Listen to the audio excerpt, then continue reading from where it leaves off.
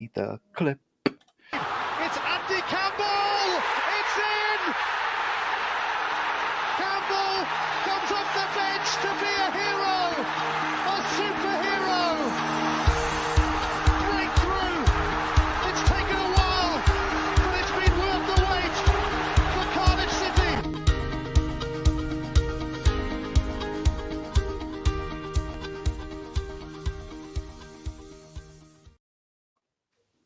Hey guys, I'm Sai, and happy Andy Campbell Day. It is that anniversary, 17 years, longer than my oldest son has been alive, since that day where these two gentlemen sent Cardiff from the depths of the lower part of the English Football League to the upper echelons, as it were. This is Ace Podcast Nation. This is episode number 42 of the Andy Campbell Show, represented by Black Diamond Sports International. And we have shows, podcast interviews on all sorts of subjects, from football, mental health, music, films, TV, conspiracy theories. We've also got our unique series, My Story, which is like a documentary style podcast where we take our guests through their lives and careers. We've had some really interesting characters on there. We've had Robbie Regan, who's former WBO champion. We've had former Scottish international Kev McNaughton. We've had the actor who used to play Lofty in EastEnders, also a filmmaker for BT Sport, and he writes the stories for EA Sports, their FIFA games as well, and plus a couple of bands and actors and all sorts. We also have Unscripted and Uncensored, where we have athletes, fighters, people from all professions, and basically all the questions are left to you guys to ask, and we talk about anything and ask anything. Always a lot of fun. You can check those shows out all in video format at youtube.com/acepodcastnation. Please subscribe. That is the best way, the quickest way, most direct way to support the channel and all the series. And you can get the audio versions at the usual places, podcasting apps, radio apps, and alike. This is the football show. It is live, and we have lots of people watching. So with no further ado, please welcome my first guest, my co-host, my partner in crime, former Cardiff City and Middlesbrough striker, the king of the second worst town in the UK, the first goal collector of the evening, Davy Jones' favourite son, Mr. Big Daddy Cams, Mr. Andy Campbell. How are you, my friend? I'm good, mate. Yeah, I'm looking forward to this. This has been something in the. I know he's sat right next to me. Well, sort of. This has been something that we've been trying to get on for a very, very long time, and yeah, it's going to be massive. This show tonight, it's going to be huge. Yeah. I bombarded Robert with a lot of emails and messages and things on just about every app that is possible, I think, over the last 12 months in various ways. But we got there eventually, and that's the main thing. I didn't mind how, as long as we got him, because big fan myself. But yeah, introducing our guest for this evening and this week is former Cardiff City, Nottingham Forest, Derby County. I'm going to leave someone out and they're going to get really annoyed. Who else was there? West Brom, Toronto, Vancouver Whitecaps, Norwich, yeah, and of course, former Wales international, Mr. Robert Earnshaw. How are you, my friend? Hello. How are you guys? Yeah, I'm good. Thank you. Thanks for having me, by the way. Yeah, this is nice. Our pleasure, mate. Our pleasure, mate. So I'm looking forward to it. Like, let's start with obviously the uncertainty, mate, of what's happening like in life. So how you coping with lockdown? Is it affecting you? Is it not affecting you? How's it affected your day-to-day life? Day to day, to be honest, it's been fine. It's been okay. Just an adjustment. I think just the whole thing about the world pausing, and everything just is on pause. It's like sometimes you're like, okay, I want to do this or I want to do that, but it's like nothing, Yeah. But on the other hand, I understand that it's like urgently, something that's needed. But also, it's just, I think I've been fine, because what I did was I quickly thought about, okay, if the world is on pause, then I should be productive with my time. So I think that's what I've been doing. Listen, like I think like everybody else, there's some weeks where you're like, I think it affects you. I think it affects you based on just you being in for a long time. And what is it, like the 9th week, maybe, I think, Yeah, roughly. yeah. If that, yeah. So, Been in. So it's like, so it's that's, I think there's some weeks where you don't even know it's affecting you. But I've realized sometimes, I just caught myself where I'm like, oh, like, okay, like I think I've we've been said in this for that long. Yeah, I think we've said this, mate. That we, you know what I mean. That you try and take every day by day, don't you? You know what I mean. You try and, you know what I mean. People try and relate it to similar about being in the war, and I just totally disagree. You know what I mean. This is far from it. You know what I mean. We're allowed in your garden. You're allowed to go for a walk. You know what I mean. You're not. Yes, you're under threat by something which is just to the unknown, but it's just people are just sometimes a little bit more negative than they should be. You know what I mean. That we get to spend loads of time with our family.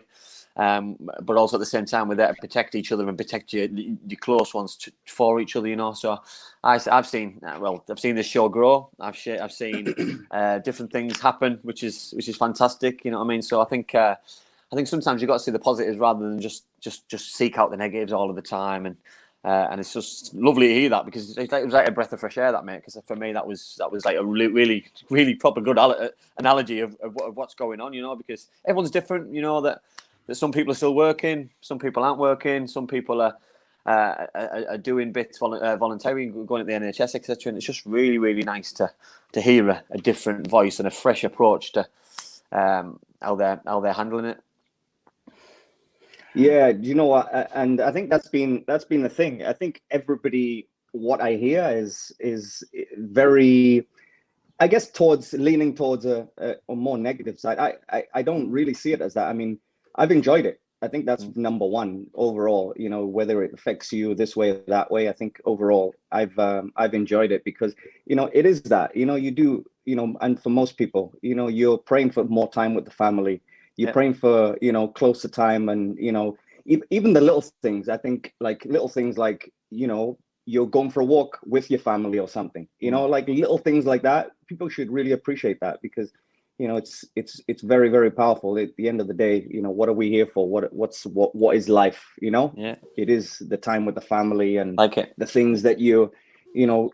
Yeah, sometimes I think. Do you know what? I thought about this a few weeks ago, because it's like a few years ago, the world just, somebody fast forwarded it, and everything was on fast forward, and the world's flying, and you're busy, and this, and you're scheduling this, and your time's taken up by this, and this Thursday I've got to do this, and Friday I've got to do this, and the world is flying, and everything was just on fast forward. And sometimes you just need to take a little step back, and like things like this now, where you're like, okay, where's the priorities? Where, you know, I haven't been getting enough time because everything's on fast forward. I've been doing time for this and allowing some time for that.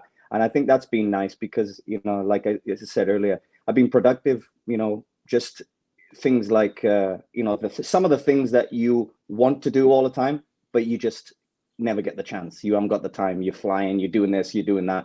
And then it's been nice to just be able to be like, okay, I'll spend a few hours on this, or, you know, whatever it is. But has this been your sorry, we put in there, mate. Is this been your mentality then all the way through your life then? Because obviously I've known you. Obviously when you were coming through your younger days, you know what I mean. You were a very, very placid person back then, you know. So you know what I mean. Now you've grown into a, I'll call you an adult. You know what I mean, because you are an adult. Even though none of us act like them at times, but you know what I mean. You were always very placid. You always just got on with what was thrown at you. So is that just followed you all the way through your life, and what's continuing now? Yeah, definitely.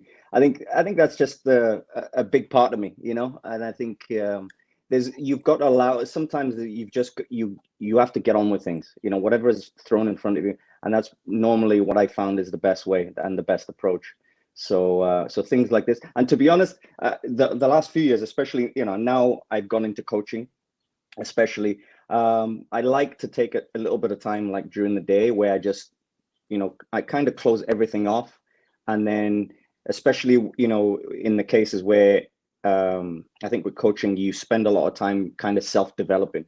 And to do that self-developing, you kind of take yourself aside, or that's what I've done. is taking myself aside during the day, and I go and I write quite a bit. I write ideas, write things, write certain things that,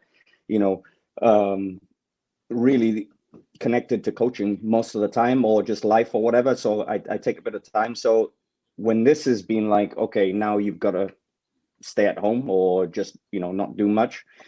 I've tried to kind of keep that same approach. So it's been fine. It's been good.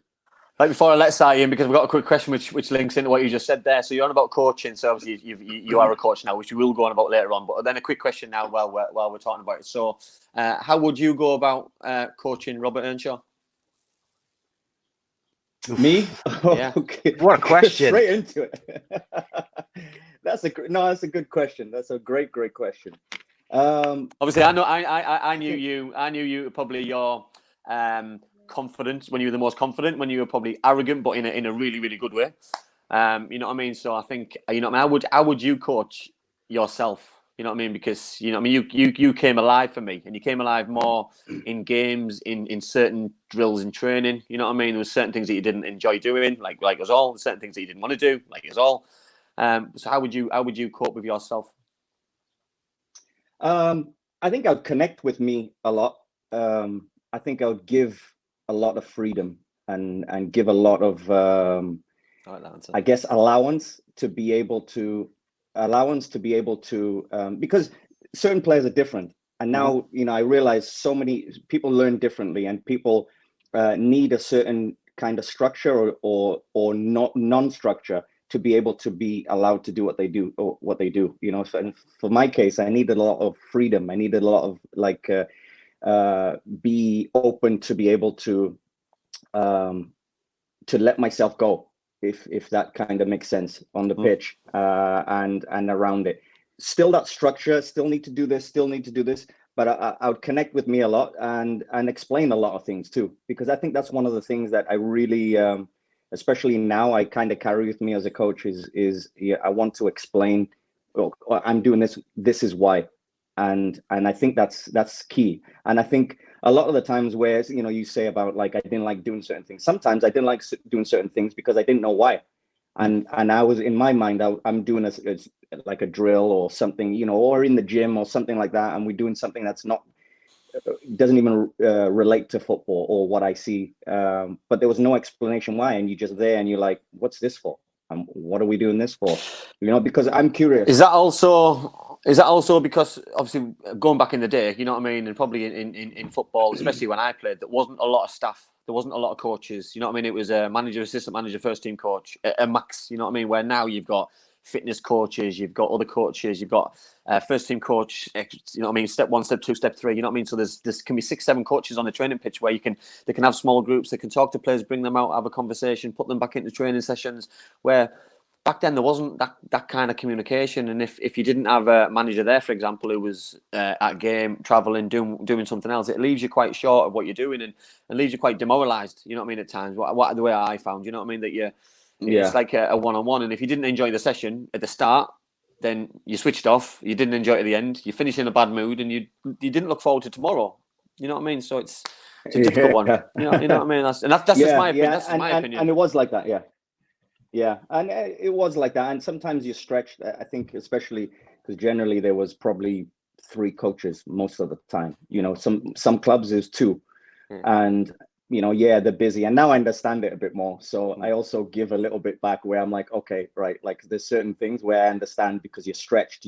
There's 5 million things during the day, and you're thinking about this, and, you're doing a session or something, and something else you're thinking about something else that you're going to do later on or got to take care of. So, but I understand it. But I think it just comes down to that kind of making sure that player can produce the best on the pitch.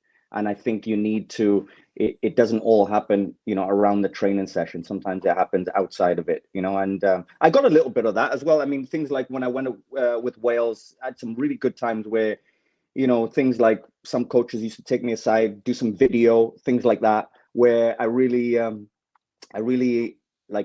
enjoyed, but also I thought it was beneficial for me. So, like, things like that. So I think it also comes with experience of just learning. Sometimes you learn those things. It's, I didn't have this, I think it's something powerful enough that I would like to take and do. So I think it's just learning those things. So which I've done over the years. So spot on. Welcome, Si. Welcome, Si. I know. I was just trying to get a word in edgeways with you two, and I got no chance. Hey, No, I told you I was excited, didn't I? I told you I was excited. No, you're right. I could sit, I gotta be honest. I could sit here with the best seat in the house and just listen to you two go and talk for an hour and a half or whatever. But just kind of following on from that, like you've both done coaching. Andy, you had a very successful stint as a manager, and and also like obviously you do teaching. Like I was going to ask. Obviously, the world overall now has got a better kind of understanding of the mental health side of the the game, and just for human beings as a whole. Like back in the day, in school or in football or at clubs, it was kind of one rule for everyone. Like everyone, you're doing this. Whereas now, I think people, because then like Ernie said, like you understand more now by the individuals. Some people need maybe an arm around them. Some people need a kick up the backside, whatever it may be. Some people need a bit more structure. Do you, like, asking to both of you, but we'll start with Ernie, do you feel like you can really see a difference in coaching methods from when you were a player to now from that side of things? Oh, it's completely different. It is completely different. It's there's a lot more things that are considered going into like a football club or as a coach, and to the point where it's nowhere near the amount of stuff that was happening 10 years ago. And say for instance, when I'm 20, 21 years old or whatever, nowhere near. And also I think it's just the amount of people are inside the game and around the game. I think like things like sports scientists, didn't exist when I was 20. Analysis, video analysis didn't exist. The coaches did it. So the coaches will do, if it's 2 of them, 3 of them, they'll do it. They'll do it all. And obviously sometimes you don't cover everything, but I think there's just so much. And I think consideration of like individuals, people, certain players, things like that, I think is definitely, it's just developed and it's come on, so far, which in a good way, by the way. And I think even the other thing is just tactically, just on the pitch, just being able to analyze the game and how well you analyze the game. Those things is just, I think it's so much more. So, what do you think, Cams? I just think I think things have got a lot better as well. And one thing I've learned from my teaching is differentiation. That that things can't be the same for everybody. So if you've got 3 different groups, you've got an Excel group who progresses on at a good speed, and they need probably 2 or 3 or 4 different sessions broken down into one session, where the group who doesn't get something, then they need it simplified and broke down again. But and then you brought into a game situation and a game scenario. And I think, but then at the same time, I also think that football, especially football's got better. So players have got better, players have got fitter. The quality is a lot higher. So so the sessions have got to then they've got to go with the wave of that, and they've got to be a high standard so that the players don't get bored. Because if a Robert Earnshaw gets bored or a Nicola Cantona gets bored, you've lost a player. And if you lose a player on a Thursday and a Friday, he's going to take that into a Saturday, and teams can't afford to do that. The players are the most important people. So there's that many coaches to put different sessions on. And like I said earlier about things that you don't want to do, for me, you've got a centre forward in Ernie that for me. What does he need? He needs finishing drills. He needs touch drills. He needs things that are going to affect his game on a Saturday. There's no point in him doing shape on a Monday, Tuesday, Wednesday, Thursday, Friday, because he's going to get bored of it. He's going to get annoyed because you're working on defence. He's being used as a body to run channels. It's not what you want to do. You want to. I watched a drill that Harry Kane did. He put it on his social media, on his Twitter, on I think it was when he first came back on Friday. And it was a competition he had with Larice, shooting drill, 10 shots. He got a point for score, 2 points for scoring. He lost a point if he missed the target, and nobody got a point if he hit the target. And I think he got 5 points out of 10 by the end of it. And it was such a good insight of, there's your world's best centre forward and your world's best goalkeeper. So they're both getting exactly what they need in one drill. There's no point in those two doing something that's not going to affect and have an impact on their training and why they go into training. Lads are coming into lockdown. you know what I mean, for an hour max, I think, at the minute, and they're in small groups that can only do, you know what I mean. So fitness is probably a necessity because they've lost a lot of football fitness, and then individual skills. You know what I mean. There's no point a defender doing shooting. There's also no point in an attacker doing defending drills. You've got to use your skills effectively with what you've got. So for me, differentiation is the key. And you know, I'll be honest, I didn't see that throughout my career, and that's in the Premier League, in the Championship, in League One. When I went to Scotland, I didn't see it because it wasn't probably available. There wasn't enough people to do it, and that's just the way of the world and the sign of the times. But also, we didn't have probably the quality to progress it on. Yeah, no, I think there's a lot of consideration for all those things and trying to put that into like a session or, you know, tactics for a game for the weekend, or, you know, or during that week, what you're working on, those type of things. So I think it's there's a lot more thought that goes into it, and why probably you just don't stop. And sometimes I find myself like, it could be like nighttime where I'm like the game's still going, like you're just still thinking about this and do this tomorrow, I got to remember this, and this player maybe he needs this. So there's so many things that just kind of go on, and you end up actually not really switching off. It's weird. You end up not really switch off, completely different. And I think it took me a few years to understand like coaching and what it takes and how much it takes of you. And it just, you end up being like just, you know, ingrained in it, and it's ingrained in you. Way different to playing. Playing so much easier. So on that point then, mate. So how do you take how did you take defeat as a player, and how do you take defeat as a coach, stroke manager? So how does it differ? You know what I mean? Because I've seen it from both sides, and I took it very badly as a manager, because I took it as all of that was my fault. Whereas as a player, sometimes you look yourself in the mirror and give all you've got, and you can't do it. You can't affect the game on your own. Whereas a manager, as a coach, you know what I mean? Can you do more? You know what I mean? Did you get everything right? Is there something that you should have done different? You know what I mean? You're turning all the stones back over to see if there's something that you could have done differently. Yeah, I think as a player in defeat, I kind of almost just put it aside very quickly.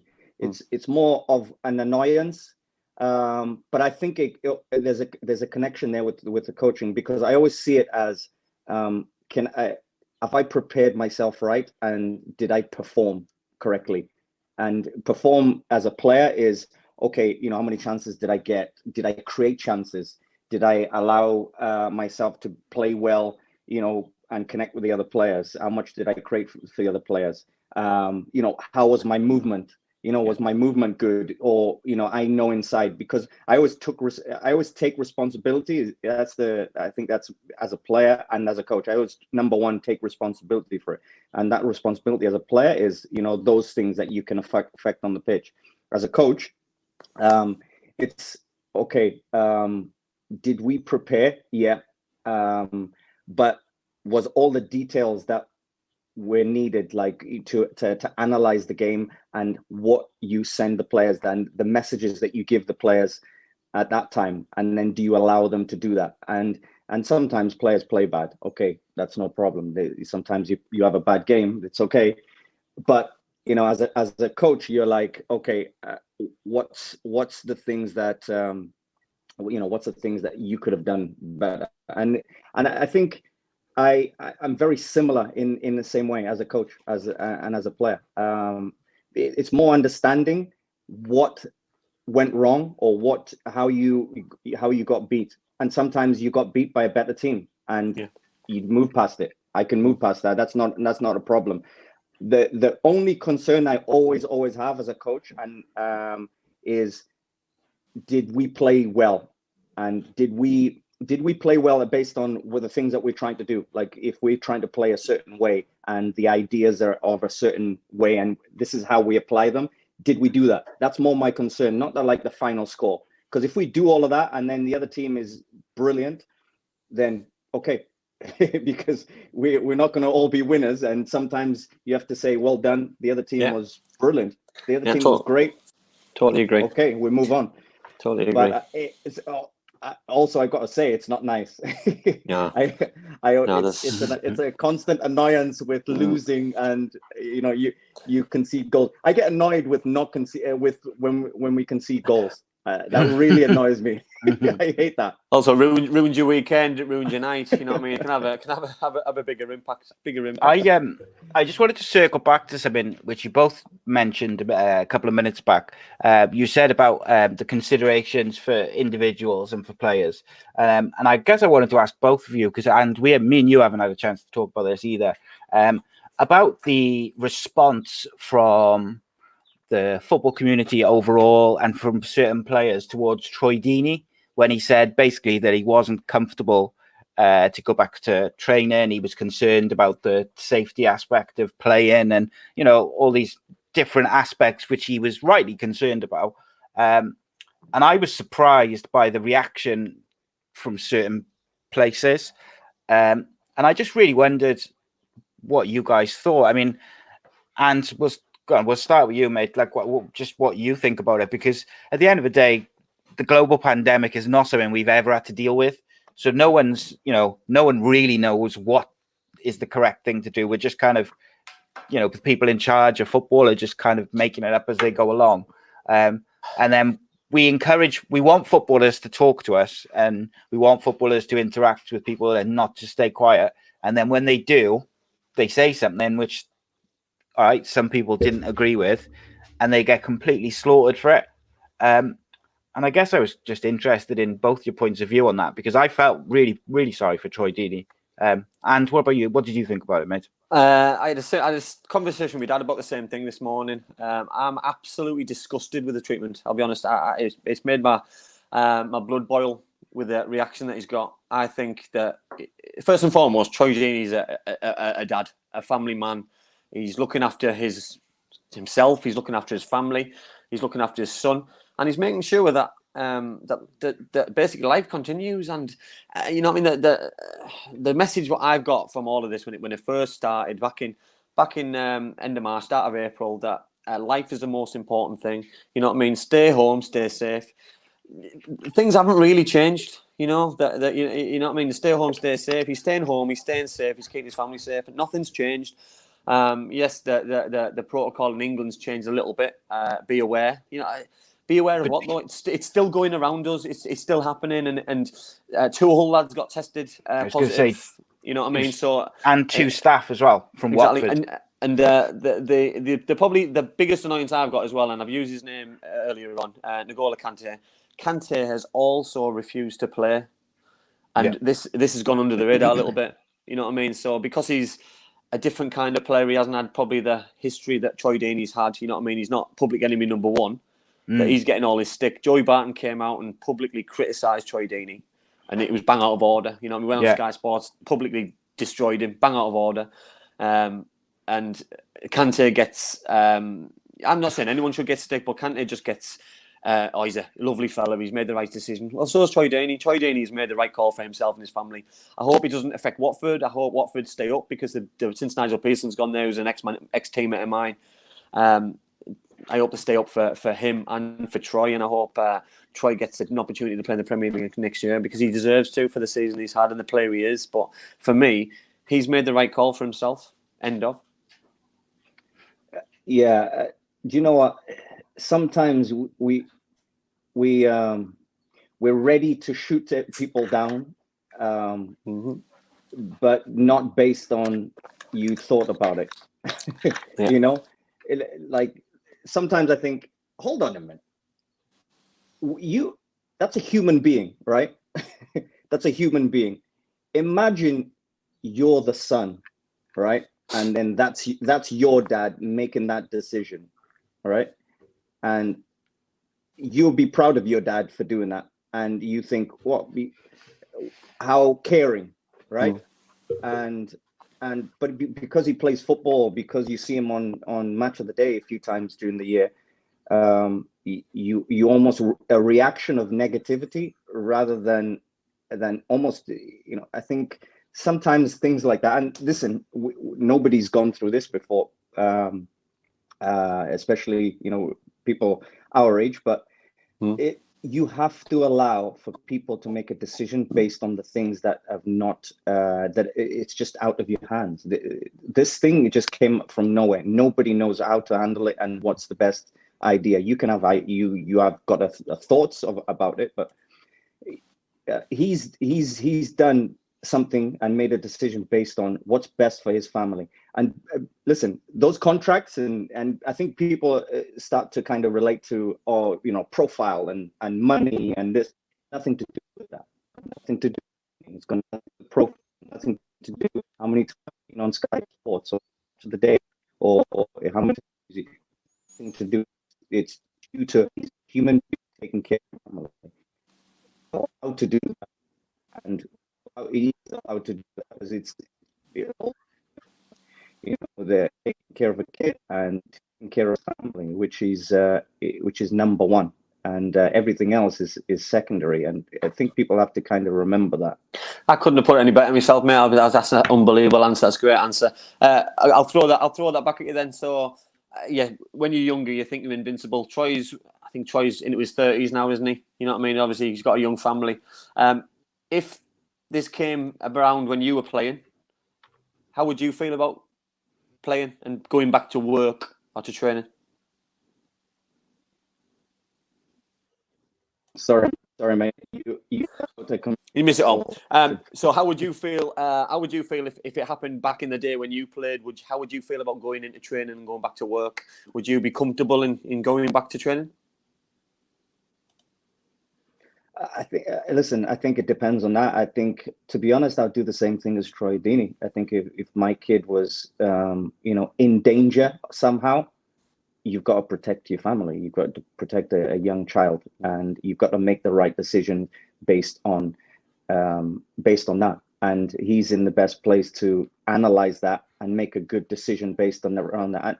And I think you have to respect people. You have to respect people for doing something. Of course, he wants to go to training and play football like he normally does. Of course he does.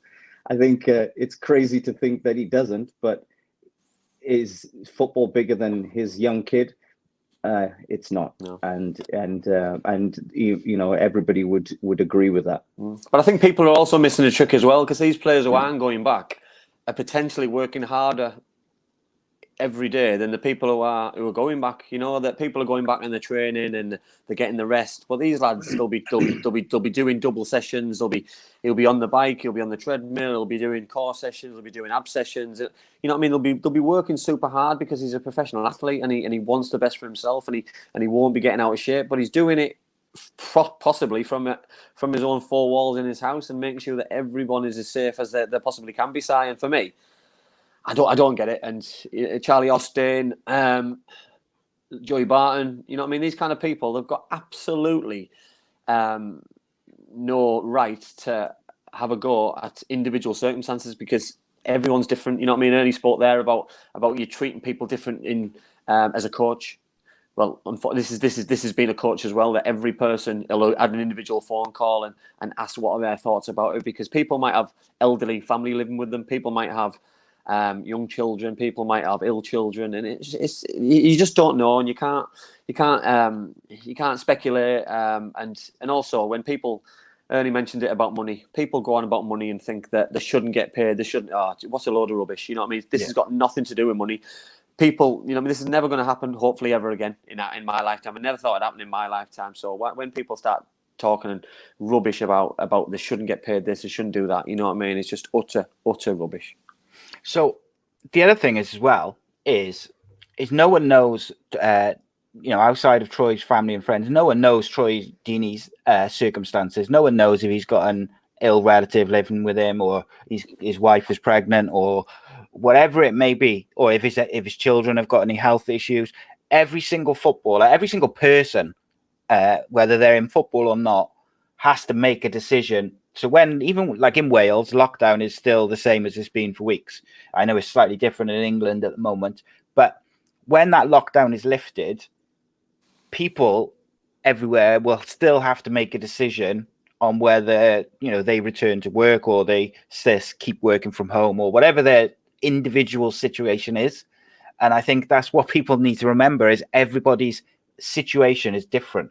Like I said a couple of weeks ago, if they reopen my kids' schools in the next month, say, because of my own health and some other bits and pieces and their safety, I probably won't send them back straight away because I don't think that they're able to manage it effectively.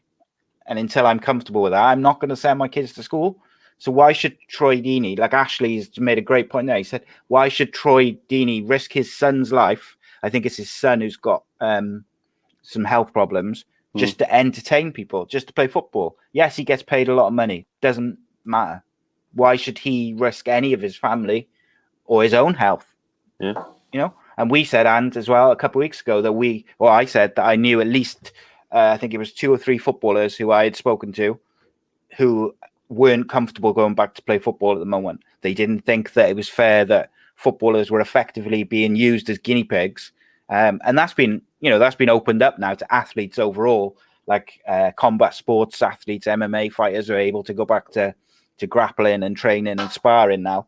And then we've seen the last couple of days of what's going on, with the leaders of the country. And I don't want to get I'm not getting into that. But from a footballing point of view and a sport point of view, I do not see any reason why Troy Deeney or any other footballer should be made to feel guilty for making that decision for themselves. And, that's just the way I feel. I don't know about you guys. So what I wanted to do, Ernie, just before we go into some more questions about your career and coaching and stuff like that, and also we got a massive load of questions which I'm going to work through from the live chat. There was a couple of stories which kind of caught my eye over social media over the last couple of days, which I kind of texted to you two. So I'm going to start with Curtis Woodhouse, who's an ex-professional footballer himself. I think he's a boxer now as well. Andy, I think he's a former teammate of yours or a mate of yours. Yep. Basically, I haven't got the tweet to hand, but he basically said that he felt that Ryan Giggs was a very overrated player. He felt that he was, I can't remember the terminology he used. I think he said something along the lines of overrated, bang average. And basically, if he wasn't in that successful Man United team, he'd have been just your average Premier League player. Now, to me, that's ridiculous because Ryan Giggs, even when he was 40, still playing for Manchester United in centre midfield, was still contributing to that team massively. That's why he was still playing. Never mind when he was 17, 18, 19, ripping defenders apart week in, week out. Ernie, you played with him for Wales, obviously. Did you ever play against him? And also, what do you think of that opinion that Giggs is overrated or bang average, as it was put? I think it's crazy for a start. I think what a crazy thing to say. I've played against him and played with him. So numerous times. I played with him with Wales and played against him, when he was at Man U. So, and I always get asked about the question, who's the best players that you played with, and I always put Ryan Giggs as the best player. Him and Gareth Bale are probably the two best players I played with, and then you hear somebody else like that say, he wasn't as good, and he wasn't this, and he wasn't that, and the crazy thing is, and this is one of the things that he started mentioning about stats and things like this. I wish these stats and this kind of push towards stats would ease up, because stats don't tell the full story. You can't put football on a bunch of stats for a start. So you can't do that. And I disagree with the quote. Ryan Giggs is unbelievable. He's one of the best. I always say I got better playing with Ryan Giggs, and not because he was teaching me lots of things. He was the influence that he had around, and watching him made me better.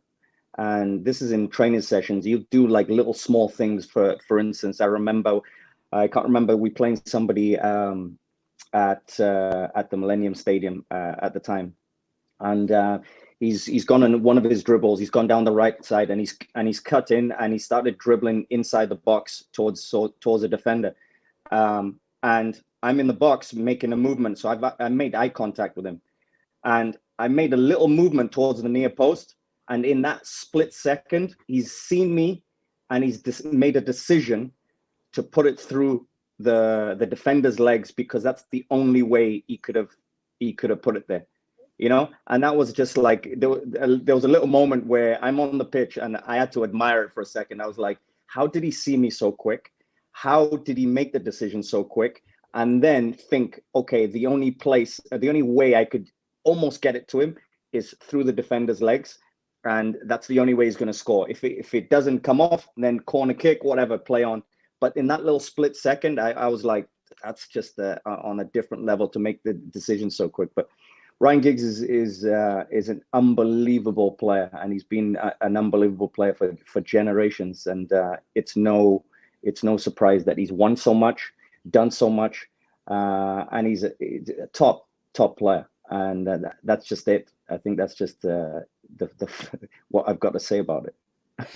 And just before you give your kind of opinion to that, Gaz has just asked who do you think is better, Bale or Giggs? That is a tough one. Don't give me that question. That's a scary question. Scary question. I couldn't split them, because I think in football you've got to be aware of the things that you can't see. Like I said earlier, the things like influence on the pitch. When you've got Ryan Giggs and his influence, his confidence, his understanding, and his reliability, things like that is just as big as, oh, I made 1 assist today. Okay, but did you play well? You know. And all the stats business sometimes get covered with, because my first question is, did you play well? Not, or did you make an assist, or did you score a goal? That's afterwards. And we've got to remember what football is. Football is about, did they play well? Did they do things? Did they do things consistently? How's the movement? How's the things, that make up you playing a good game? And we haven't got to forget that. I think, when you take a part like Giggs or Bale, I can't split them. Because there's some times where Bale used to do some things where you're just like, it's magical. It's like he's on his own and he goes on a run, and or he does something where you're like, how did he do that? And maybe at like full speed or something, and he produces unbelievable quality, and you're like, wow, that's just the top level. And then Giggs used to do the same thing. So I couldn't choose. it's a tough So you question. letting him sit on the fence? Yeah, we don't do sitting on the fence. We give real opinions and real views. But to be honest with you, it's difficult. Like John has made a good point there. He said he feels like Giggs is a team player, but then Bale is about himself. But I don't agree with that necessarily, because I think Bale has shown for Wales about as much team ethic as you can possibly show, not just in terms of his ability, but in terms of motivating the other players. So that's like a difficult one. James says that he thinks for Wales, Bale is probably was better, but in the Premier League, it would have to be Giggs. It's difficult, isn't it? It is difficult, yeah. And listen, I think I think Bale is a super team player, and the times that he showed me that, especially playing with him, is the moments where he could have dribbled, and he could dribble and go past 5-6 players, and he can just go on his own. But sometimes he sees certain things, but he's not going to think twice. The moment he shows me he's a team player is when he doesn't think twice about finding the best option, whether it's him dribbling or giving the ball to somebody, or doing something that allows somebody else to have the ball. I think those are the moments that Bale shows that, and he's entitled to go on his dribbles, and he's entitled to make a pass or see something, that because that's his ability. That's him playing well. So I think they both showed that. I think they're both team players. Well, Mark's just put something in the chat there. Sorry about Clayton. Said Clayton disagreed and said that Giggs was the best the best player that he's played with for country and for club. So football is such an opinionated sport, business, what you want to call it. And the thing that I find most difficult is comparing two players. You know what I mean? That I'll use me and Ernie. You know what I mean? Both played in the same position, but you can't compare the both of us. We're both different heights. We're both different speed. We both got different touch. We both got different ideas in our head. We both thinking differently. You can't compare two people. You know what I mean? The comparisons that Curtis made were probably a little bit skew if at times. You know what I mean? That he's comparing Steven Gerrard with Ryan Giggs. He's comparing Paul Scholes with Ryan Giggs. He's comparing Paul Scholes with Steven Gerrard. They're both completely different footballers. You know what I mean? They're playing for different clubs. They're playing different positions. The games are differently and run differently. They're both playing sometimes at different eras. Ryan Giggs and Gareth Bale, especially at the minute, what we're talking about. And I just think it's so difficult to compare two players. You know what I mean? We're the biggest comparison at the minute. You get your Ronaldo or your Messi. You know what I mean? And that's the biggest comparison at the minute. Who's the best player? Well, they're both completely different. You know what I mean? One's technically better than the other one.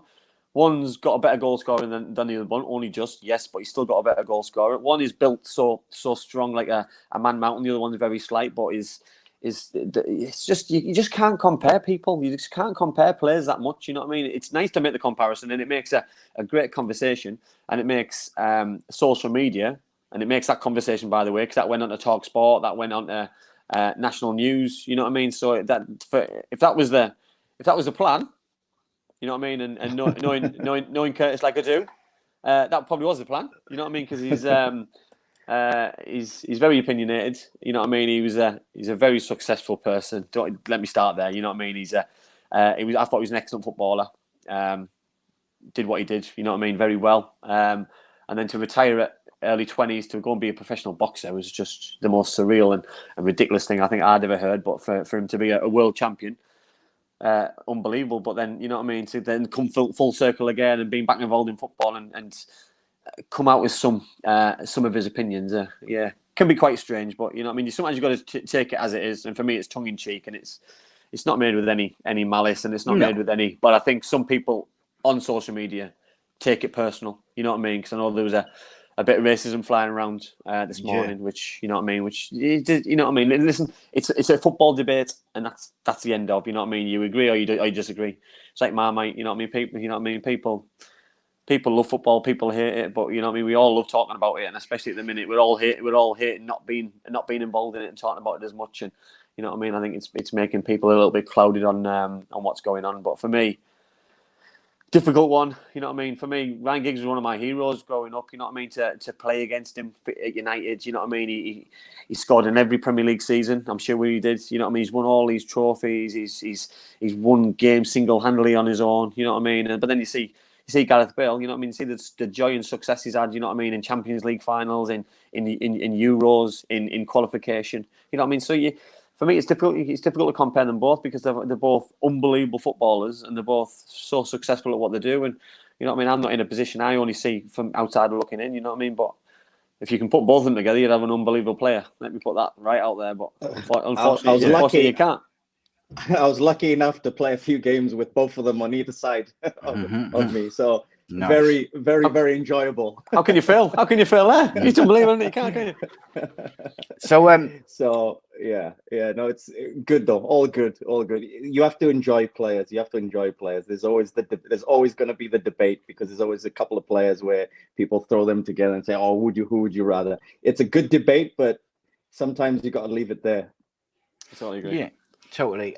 So the other thing which caught my eye on social media this week was, and you mentioned there when you're talking about Giggs, about the influence on other players and Bale, and someone, I forget which account it was, someone posted on social media that they thought that Eric Cantona wasn't quite the bargain that people make out, and he probably wasn't a very good player, or no, I think it was not as good as people make out. He wasn't that great. Now, for me, whether you think he's a great player or not, I think that you cannot doubt that when Eric Cantona signed for United from Leeds for, I think, 1.2 million or 1.1 million, what he did do is he changed the mentality in that dressing room, and he made them winners, and that was the beginning of, you know, what was it, 15 years of dominance or whatever it was. And I think that gets underlooked because of the amount of, you know, amazing goals and the controversy that followed him around in certain aspects, is that he changed the mentality of a whole club and dressing room just by his will to win, his arrogance and his just his whole mentality. And I guess I want to ask both of you is, one, like, how easy is it for one player to influence a whole dressing room, whether it be negatively or positively?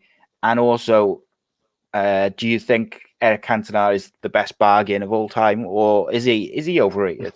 Ernie, go on, we'll start with you. Number one, never. I think you cannot put overrated with Eric Cantona. I think, you know, sometimes underrated, but listen, I think we all realize or understand, or maybe just forgotten, that Eric Cantona was one of the best players we've ever seen play in the Premier League. I mean, he was a genius. He was a genius, and also his character, his personality.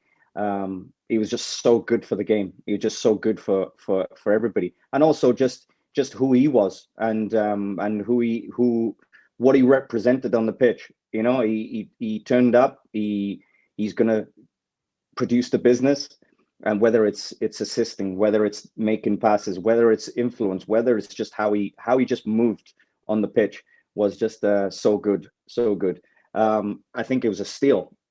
You know, at the time, I think an absolute steal. I think getting him for that much was great business, and the influence, what he produced over the next few years, was the best. Was the best. I remember watching. He was one of the influences that I used to watch, and I used to think, you know, if I'm anywhere even 2% of anything like that, then I would have had a great career. But he's for me, he was a big influence, and such a great player, because what also is who he was also made you just kind of glued to what he was going to do next, what he was doing on the pitch, and he was unbelievable.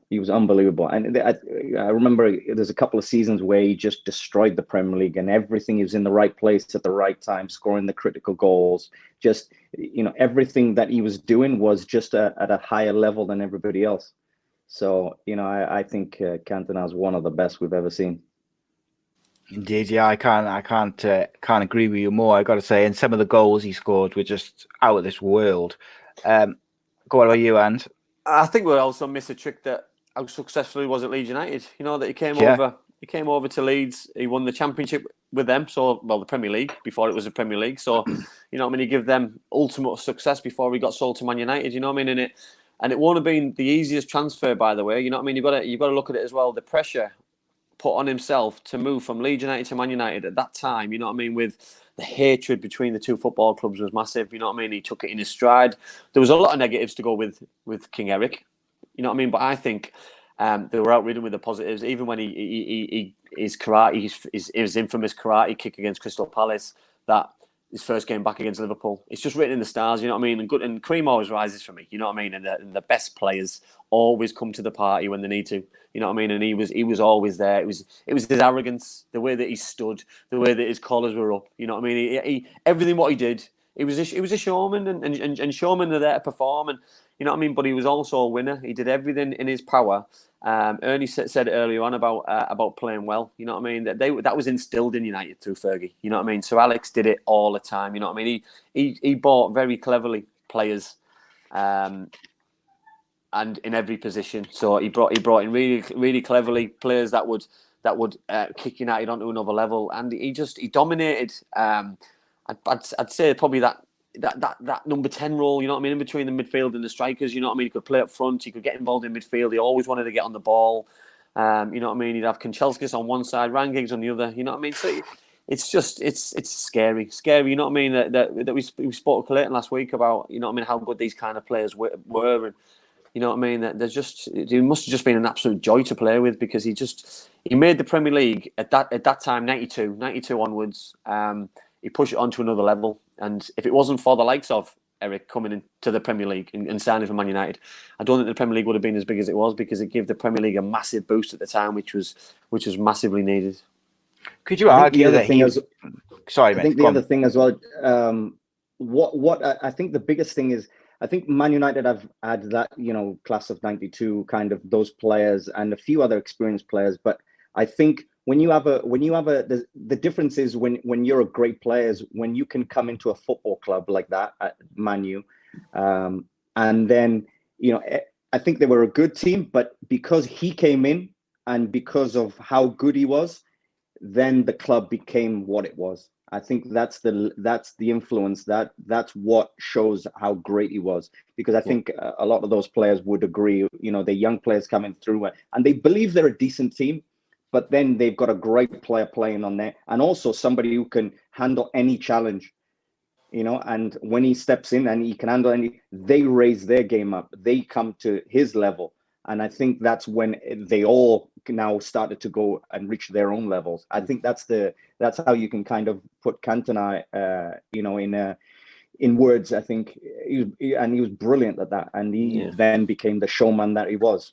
Yeah, well, you put him on a pedestal, don't you? You know what I mean? I know I had a conversation with Gary Pallister about the same thing, that he said if it wasn't for him, they wouldn't have won half the things they did, because he dragged them through games. You know what I mean? There was games he said at Main Road against Manchester City where, you know what I mean, they'd be dead and buried, but he just grabbed the game by the scruff of the neck. That he'd be winning battles. He'd just, you know what I mean?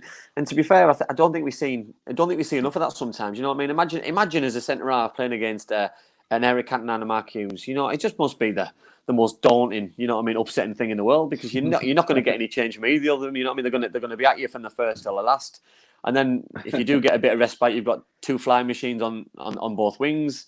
You know what I mean? Then you've got potential of class of '92, all the young guns coming on, and then you've got Brian Robson smashing you with a tackle. You know what I mean? It's just relentless. You know what I mean? And Fergie was so clever for me. He was just a magician with the, you know what I mean, and the arrogance of signing these kind of players at the right times, because he knew and he knew he had the backing of the football club to go and do it, and it just shows how good the man was to be able to pick talent up like that. And probably one of the most intelligent signings that he ever made was Eric Cantona, is because I think he realized, okay, we need this guy and his influence and everything that he brings to take these guys and this club to this level where I want it to be. And I think that's one of the smartest things and most intelligent things that he ever did. Yeah. Spot on, mate. We got loads and loads and loads and loads of questions in the live chat stacking up. So I'm just going to reel off a couple before I know Andy's got a couple for you himself. And I've got a couple as well, actually. So Nathan says he knows that you scored a hat-trick at every level of football, which is obviously unreal. Would you swap it for that moment of Andy that Andy had at the Millennium Stadium and scoring that goal at the playoff final? Oof.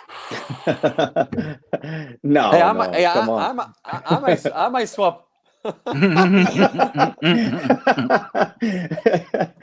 No, listen, I wouldn't swap it, because it's a totally different thing. And listen, would I wanted to score in that final and score the winner like Cam's? Of course I do. Yeah, I think every player would love that. And but I was happy that Cam's did.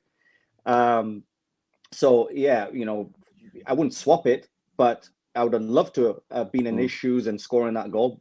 Yeah, amazing. But it's just, it doesn't happen that way. I'm happy with the kind of career and scoring different places, whatever, different games that I did. But yeah, no. If you kind of swapping, then no. It's funny, because I did somebody looked through that season, 2003 season, and asked me the same question opposite wise. So would I swap the goal with all the goals that you scored? And to be fair, you just can't compare. You know what I mean? Like one goal, 35 goals. You know what I mean? The importance of one goal and another goal, you just can't compare. You know what I mean? That.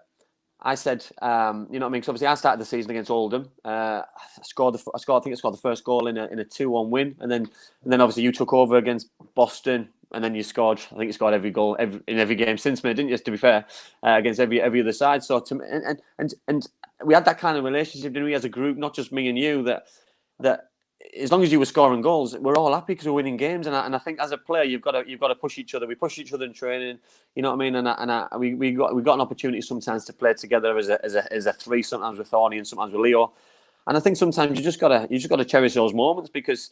And I said today on social media that they don't happen often enough. Do you know what I mean? And your last goal could be your very last goal. You know what I mean? So sometimes you just got to cherish every moment that you get because you know what I mean. When you're retired, you're a long time retired, and the goals, even if you look back, if you scored one goal or a million goals, you know what I mean. It's hard to ever get those memories back. Memories are memories that you live with you, but you know what I mean. I would give everything sometimes to be out on that pitch and training again, and you know what I mean. You'd give your left leg or give a goal away just to try and be a footballer again, just to try and do the things you love. But sometimes but you never give your moments away, ever. Yeah, and I think also that year, I mean, you scored in the final. I think it just also showed. I think what people forget is like it shows that what kind of team that we had. We had threats from different angles, and I think, you know, I was playing and I was playing well because I knew that, you know, you probably take my place if I didn't play well or didn't score goals, you know. So I think that's a healthy, good thing that happens in a football team. And you know, I think I scored 35 goals that year, and it's all because of that team that we had. We were pushing each other professionally and like just as competition, but also we had a really good.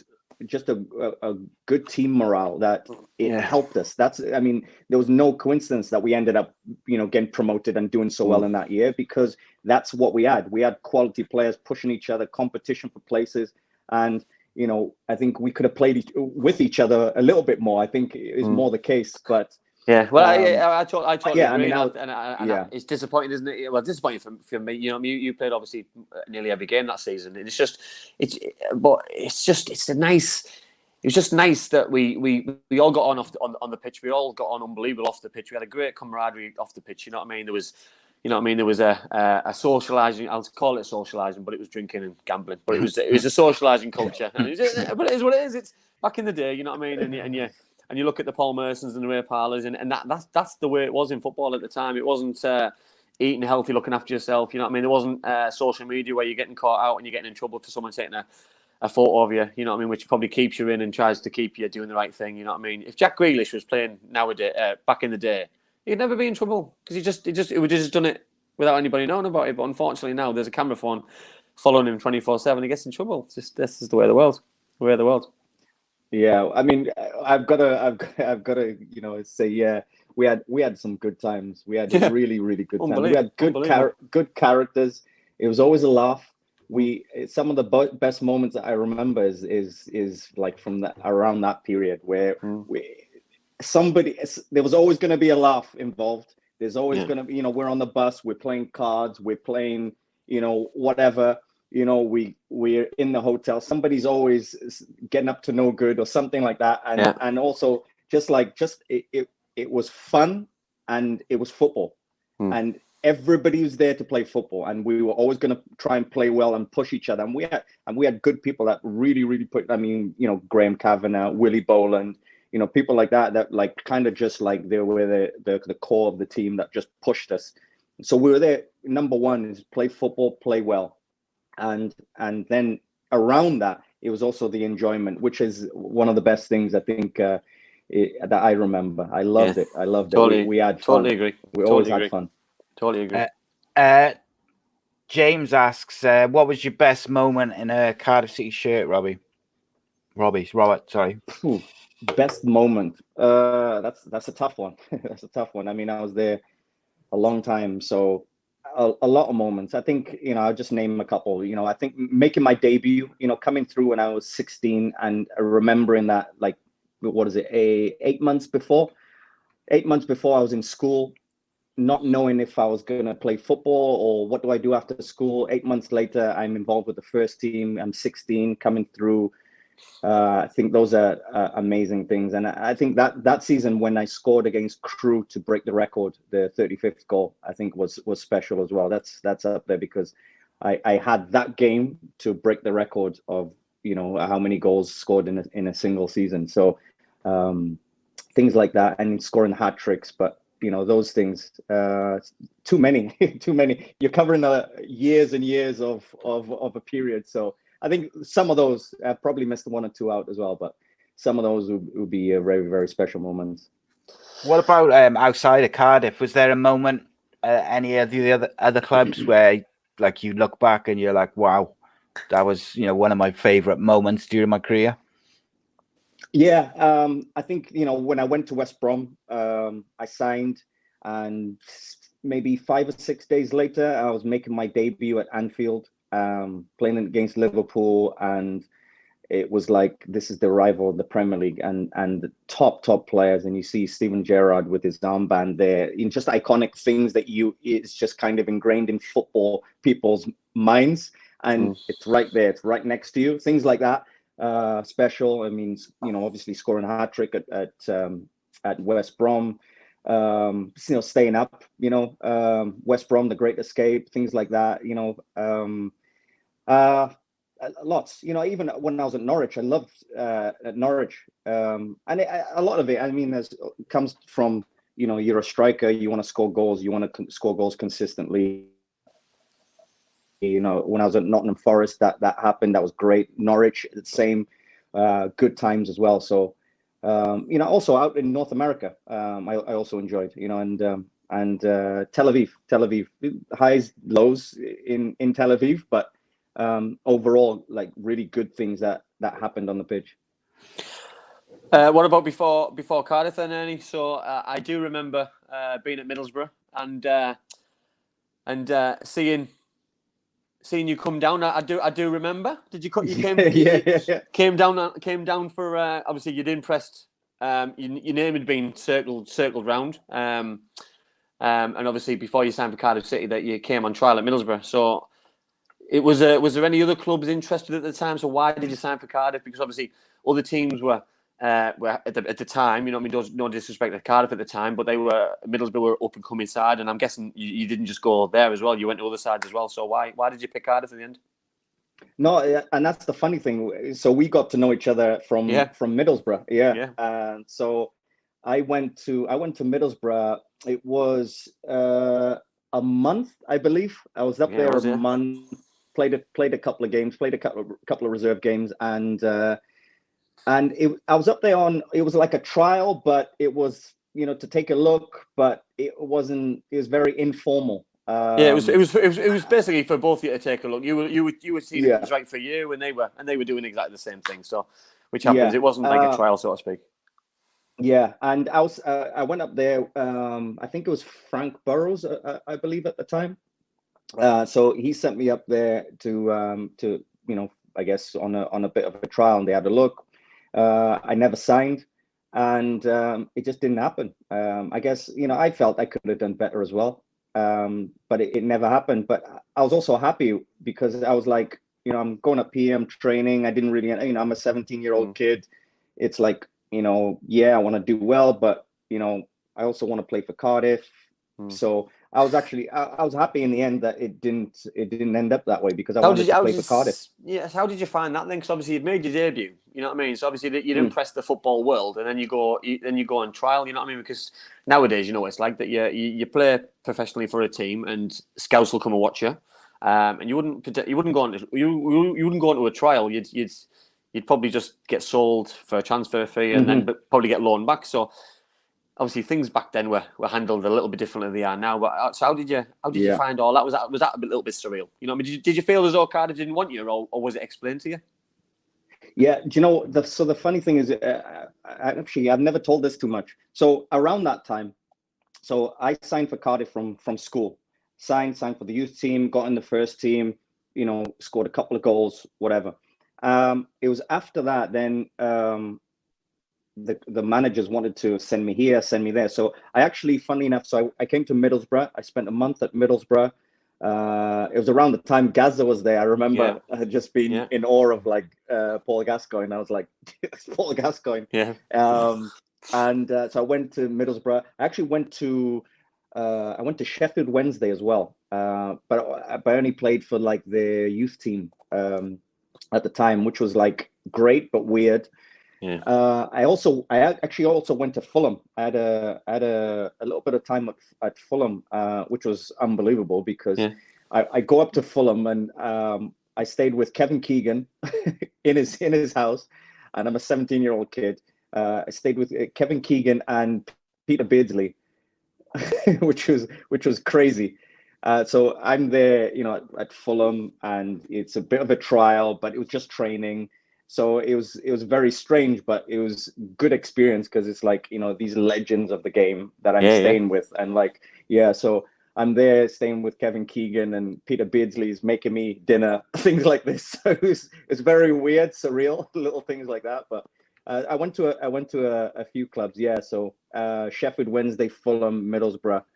Yeah, I think those are the three that I actually went out to. But I mean, it would be probably done a little bit different now, and they'll probably watch games and things like that. And I think probably this day and age, I would have probably been signed with one of those because they would probably sign me off games rather than straight away, training or a week or a little you wouldn't have gone down for the month, and a month's a long time for you to be there and them to look as well as loads of games, and it's sometimes can be a little bit tedious because it's sometimes you're taken right out of your comfort zone to be thrust into something else, and it's it takes you a little bit of time to get to know people, players, and then all of a sudden you've got to know them, and then you're going back to Cardiff to reinvent yourself and play with your ex-teammates. So it's quite a surreal thing. But obviously then you said, obviously the Middlesbrough thing, the Fulham thing, Chef Wed, I will say Chef Wed's training ground, by the way, at the time when I was a young kid, it was unbelievable. The training ground was just frightening, the pitches and things, but that's another story. Obviously West Brom, you played under, obviously a man who was obviously a hero to me and gave me my opportunity in football, Brian Robson. What was he like to play under West Brom? Because obviously the Great Escape, I think he's had quite a few great escapes in his life on the football field and as a manager. But obviously that played a big part in your career. You spoke about it there. But what was he like to play for? He was decent. I mean, I was happy because I wanted. I think at the time we needed somebody like him, and different training, things like that, and more of an idea of what we were, because we're there to stay up and play in the Premier League and play well. But we needed, a change of. We changed the manager, so that was needed. I think Gary Megson left, Brian Robson came in, and it was good. I enjoyed training, enjoyed the players that I was playing with. We had a good team as well. It was good, but I just felt like we needed more. So how did you find? How did you find his training methods and things? Obviously, everything's a lot laid back with Brian. There's a lot of five-a-side. He joined in a lot in training. He was very very together with the changing room. Socialising, etc. So is that how you found him? Yeah, and it's definitely very much like that. I think what I needed, it was what I said earlier about as a coach, is understanding what different characters need, and I was one of those that I needed to speak to him more. I needed to understand, and I needed more of I needed him to make me better, and to put me in situations that made me better, and also to have the patience and allowance to be able to produce what I needed to produce. So things like that was a little bit frustrating, but overall, I enjoyed training. Generally the training was very similar, very the same. I enjoyed, we always used to start off with, boxes, keep ball, things like that. And we played a lot more football. I think we enjoyed training. We enjoyed, games. Obviously, we lost a few games in that year, so that wasn't fun, but I think we ended up staying up and doing the Great Escape, which was great. So I think overall it ended up being a memorable time. Good. Sorry, I don't want to repeat anything, because my computer decided to switch it off.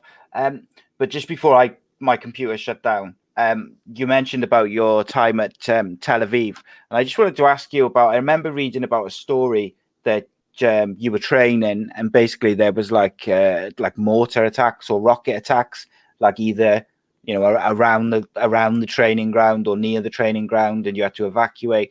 Did that happen, first of all, and also was it like a common occurrence?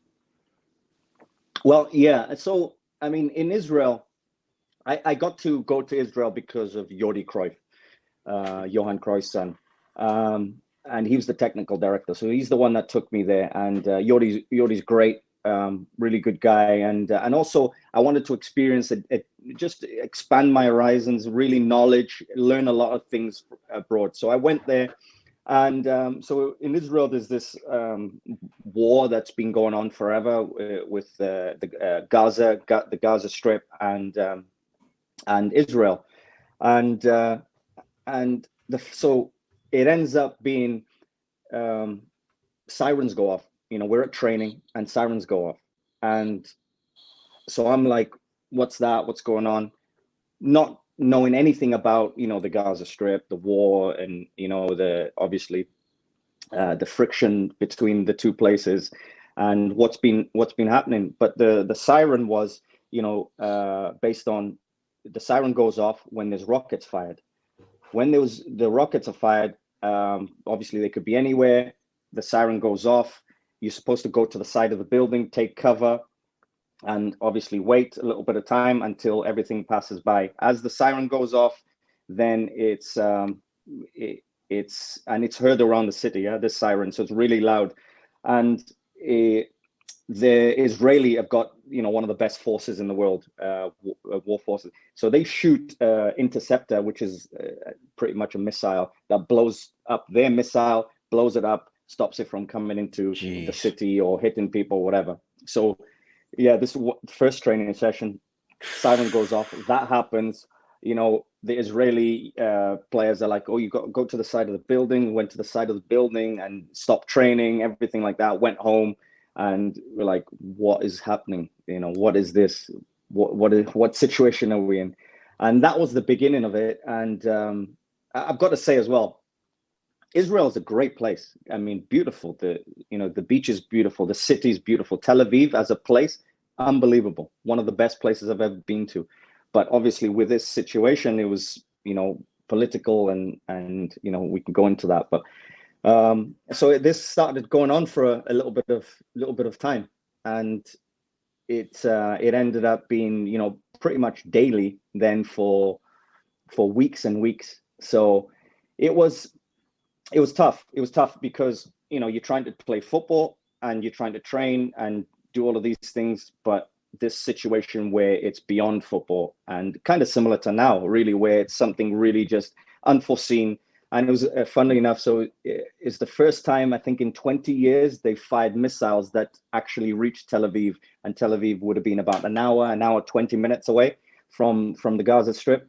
And it was the first time. So sometimes I was like, well, it just happened to be when I'm there, Yeah, that must have been the first time in 20 years is when I'm there. Like, come on. They knew I was coming. So would you change any of that then? Would you, obviously no regrets, but would you have gone if you knew, obviously you knew there was a war going on and you had a little bit more education on it?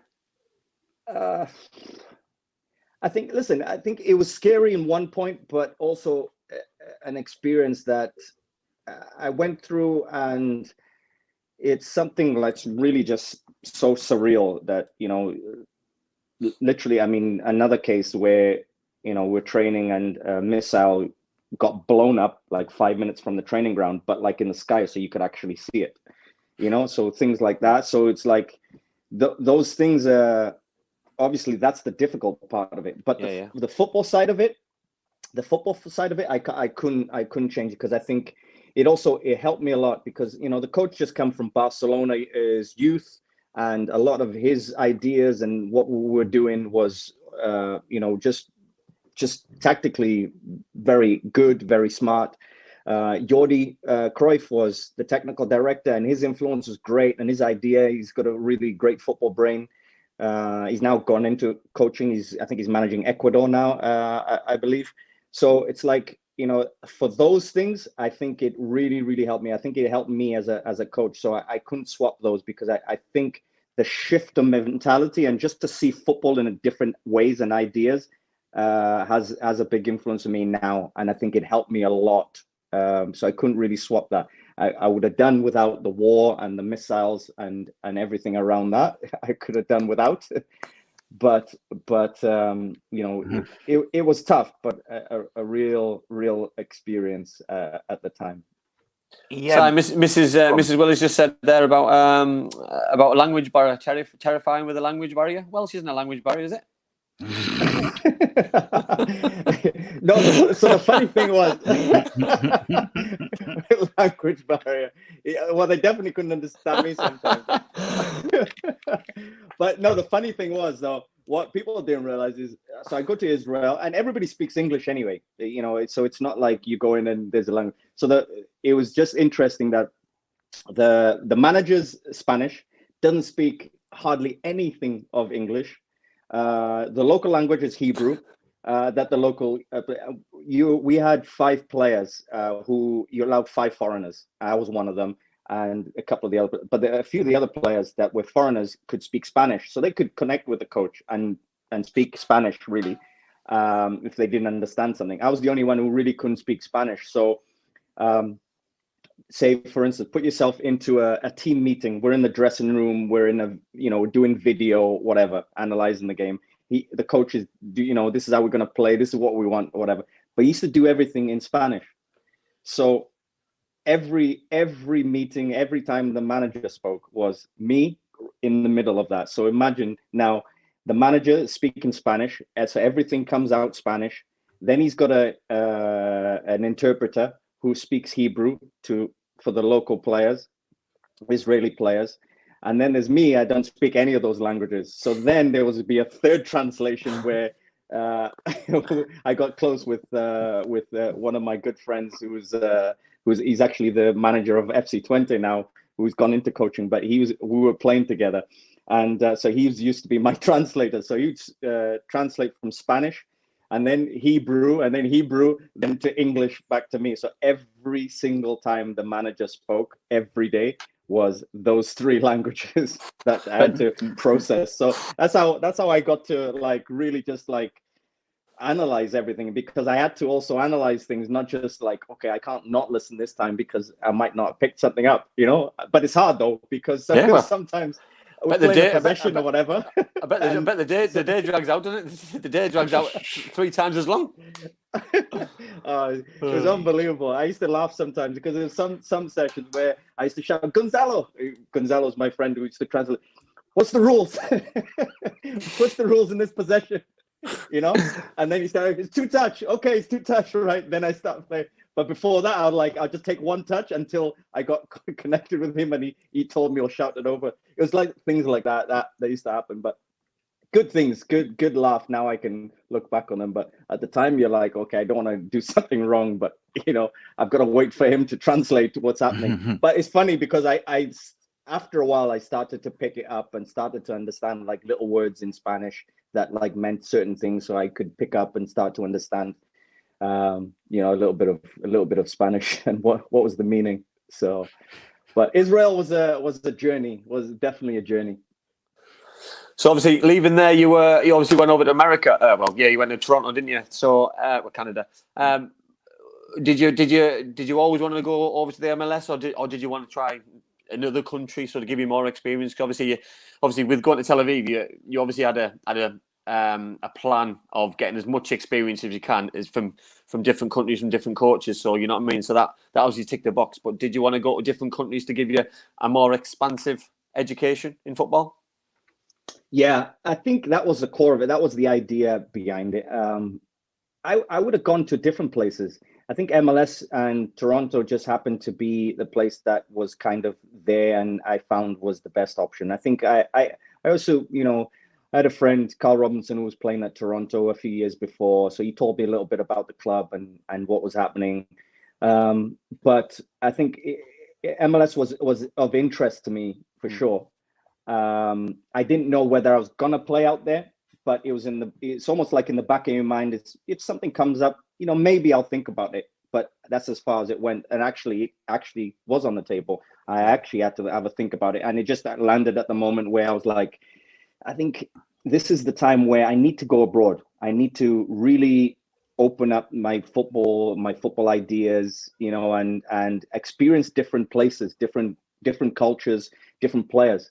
And in MLS also, the other thing is you're not just, American players. Half your dressing room is foreign, South American, European.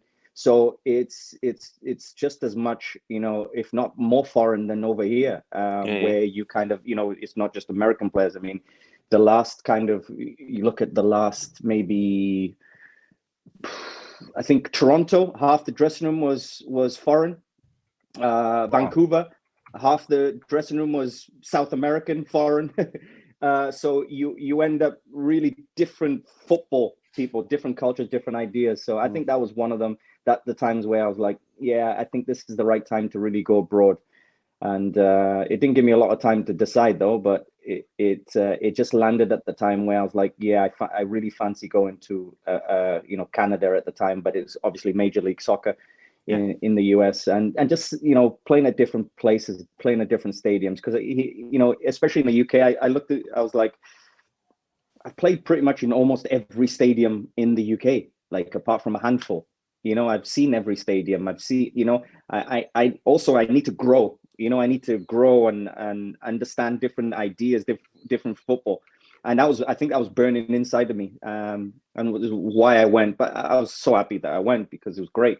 Yeah, I mean, I had a great time, good experiences, met great people. And Toronto was great because Toronto as a setup was like a Premier League club. It was like going to a Premier League setup, the training ground, the people, how they handled everything. It was great, really, really good.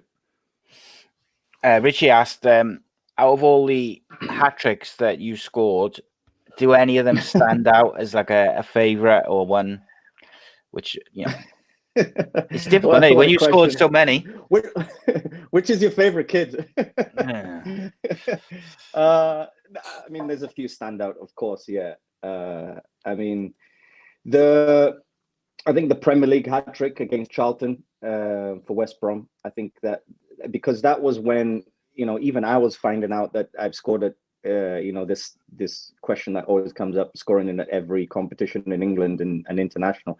And when I scored that is when I really found out. But I think when you score a hat trick in the Premier League, it's special and it's unbelievable and something you always wanted to do. So I think that was great. And also I think the one against Scotland, Wales versus Scotland, scoring a hat trick, in such a big game like that against Scotland, and in that manner, I think it was that was special. And probably also my first one. And my first one was against Bristol Rovers. We played, I think it was the FA Cup, Cardiff against Bristol Rovers. That was special because that was, I'm young. I think I was 18, I think at the time, and it's just, I think it's special because before that, there's nothing. You're trying to prove yourself, and then you go out and get a hat trick. So that's always special.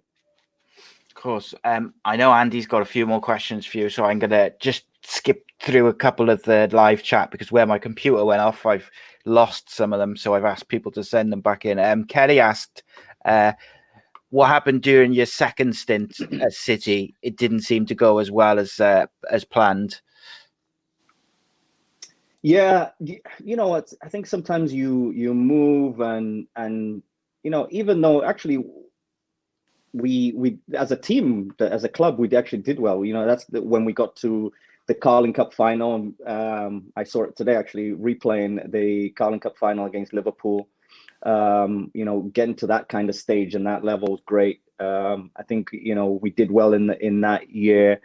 But I think just for me, playing wise and playing minutes and things like that didn't happen. But I think, I don't know whether it was just, we disagree. I mean, I disagreed with Malky Mackay, or, not like in an argument way, more of like, I think this is the idea and he has his own ideas and you kind of, you just do two different places. So yeah. I think that's just kind of how it was. But in the end, it was like, I also, I want to experience different things. So it never happened because I think I needed a little bit of time to kind of adjust, because new club, new players, fitting in with the team, those things.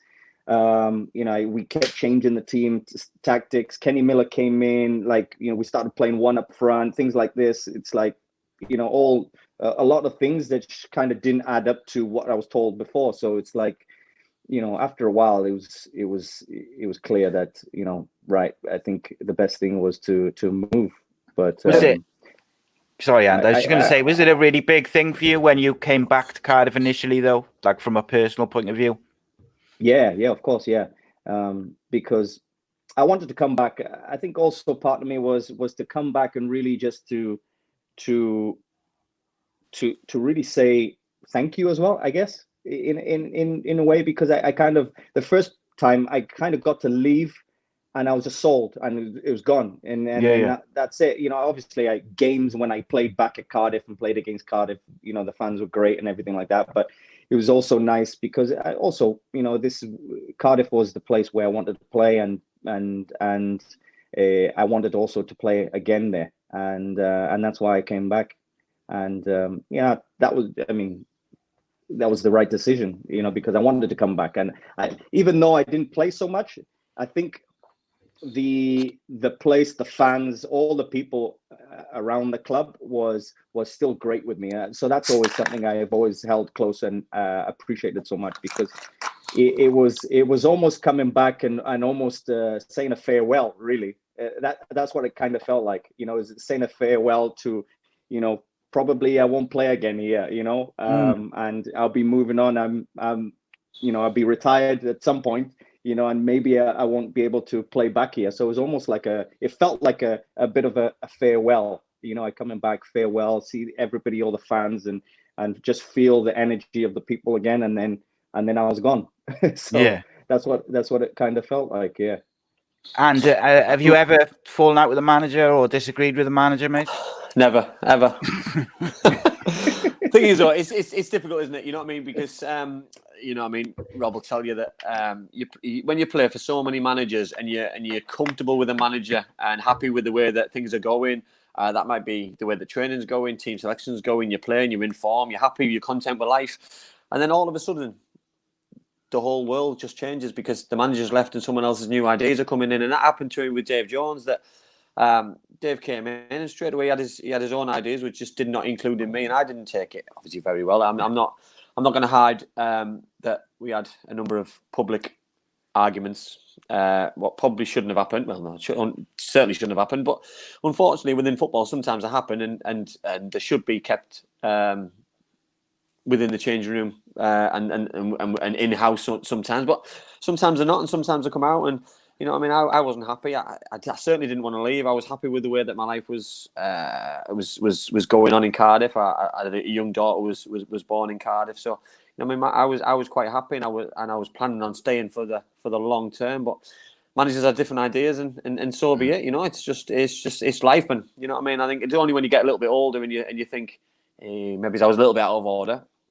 But then it goes both ways, you know what I mean? If that's a mutual respect, so to speak, you know what I mean? And I'd have no problem in sitting down with them, having a conversation about it, and telling them that I was right and he was wrong.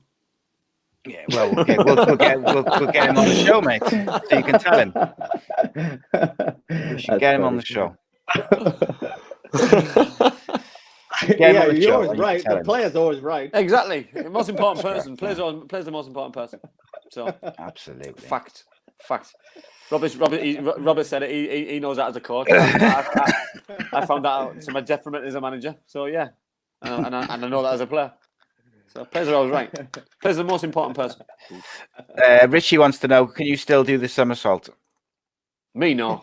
Well, you could never bloody do a somersault. As far as, in my opinion, yes, of course I can. It's been a few years, and I haven't done it for a little while. But in my mind, of course I can. Yeah, as good as I was when I was 20 years old. I'm gonna follow that one on early then. So how did that start then? Because you know what I mean. You don't just wake up one day and think, do you know what, I'm going to do a somersault. You know what I mean? This is something where you've got to practice for it to come off on a stage that you did it at. And then a follow-on question, if you don't mind answering, would be: do you think that had an effect on little niggles and injuries and things? Because obviously doing it must have an effect somewhere down the line on your body potentially. I don't know. I'm just asking. Did you feel anything when you got to a certain age that you thought, oh, I better not do this anymore? I think. Well, I mean, first of all, how it started was from a young kid, I was always like obsessed about celebrations and scoring goals and things like this. So, Who did you look up my to? Who did you look up to celebration wise? Oh, I mean, too many. I mean, I see the thing with me was I didn't just watch Premier League football. I used to watch European football. I used to watch. There was times where I'd catch a game in Mexico or in Holland or in La Liga or whatever. So I used to always watch like so many games. And the somersault came because I was like, oh, I want to become a footballer. Listen, I'm like 13, 14 years old, and I'm, dreaming of becoming a footballer. And when I want to play, when I play football, I want to have a celebration, just like the players, because I used to love when people celebrated, because I just felt like you felt that moment when a player celebrated. And there was people like Ian Wright used to celebrate all the time. I used to love that. I saw somebody, there's a couple of European players, a guy called Fernando Couto, who was a centre back for Portugal, played in Euro 96, played for Barcelona. Yeah, he used to do like the front somersault, but everybody's always doing the backward one. So I was like, I need an acrobatic. I was good at gymnastics in school. So it was always like, I needed acrobatic because that's kind of me, something acrobatic. And then in school we used to kind of play around. But then there's the one game where I think I was the under 14s playing local football, and I was like, oh, I found it. I think I'm gonna do a front somersault, because everybody always does it backwards. I remember Baba Yaro used to do it for Nigeria. Used to do like 5 or 6 or something like that. But I was like, nobody really does it forward. I've only seen like really Fernando Couto do it. Nobody else. And I feel that's going to be my trademark. So under 14s, something like that, I started doing it, and then it stuck. And that's how it started. But really from loving people in celebrate goals, and that was how it started. So I forgot the second question. What was the second question? Do you think it had an impact on your body, like when you get older? You know what I mean? Did you calm it down a little bit? Because I know obviously when I seen a couple of your goals in MLS, and you still did it then, so obviously you kind of had a major impact. But I mean, did you do it every goal, or did you calm it down sometimes, or do it as and when obviously your body felt as though it could? No, it was always to do it. It was always to do it. And I don't think it really had an effect on injuries, things like this, because I don't think it was something that really, I think, made a big impact on me. I think other things during the week or training, or sometimes you stretch or, don't warm up or whatever it was. I think other things had more of an effect, but no, I don't think it had really an effect. But yeah, I still did it. The only time I really, really had to think about it, and I posted this on my Instagram a few weeks ago about the goal, my first goal and my debut goal at Vancouver. So in Vancouver, great stadium, but it's AstroTurf as a pitch. Right. And it was the only time where I was like, I don't really want to do the somersault on this pitch. But then there you go. I scored a goal in the last minute, and it was automatic. It was just I couldn't not do it, So that was the only time I really had to really, really think about it. Apart from also when Alan Cork was finding me when I was younger, and I got a couple of injuries. That was also a time where I had to think about it. But did any manager tell you not to do it? Because I remember, I'm only going to say this because I watched. I'm going back quite a long time. So Loa did it, and he injured himself doing it after a goal in a FA Cup game, I think it was, and he got injured. It was Harry Redknapp was a manager, and obviously twisted his ankle, had to come off, and it had a major impact on him finishing the game, and obviously them getting knocked out of the FA Cup. So, any manager ever tell you to not do it? Only really Alan Cork, but it was, I remember he said, I think he came out in the press and said, oh yeah, I'm going to fine him every time he does it. But Alan Cork was a joker. So he was really, it was kind of tongue in cheek, but, fining me, I don't know, £50 or something, or whatever it was. But he did end up actually fining me, but, he didn't take it out of my pocket. I think it went into the players' kitty for, Christmas due or something like that. But he was more joking. He just wanted for me to tame it down for a few weeks, because I remember I had a hamstring injury. I think I was maybe 18, 19. I had a hamstring injury, and all he wanted was he didn't want me to do it straight away when I came back in those like first 2 or 3 weeks. But that was it. That was the only time. Otherwise, yeah, I think after a while, managers just kind of understood that it was my kind of trademark, and it went from there. Fair play. James asks, what's the most intimidating ground that you've both played at? Go on, Rob. I'll let you kick off. I think it depends out, what I never really felt intimidated in any ground, because it was always, this is the challenge. We're going into this stadium and we're playing, and even places like Old Trafford, and I didn't find them intimidating.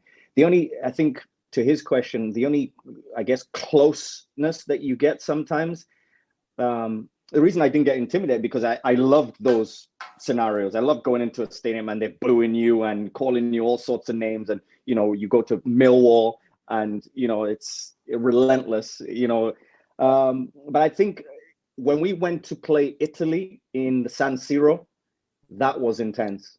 That's what I found, because, it was very intense, because it's just they're fanatical.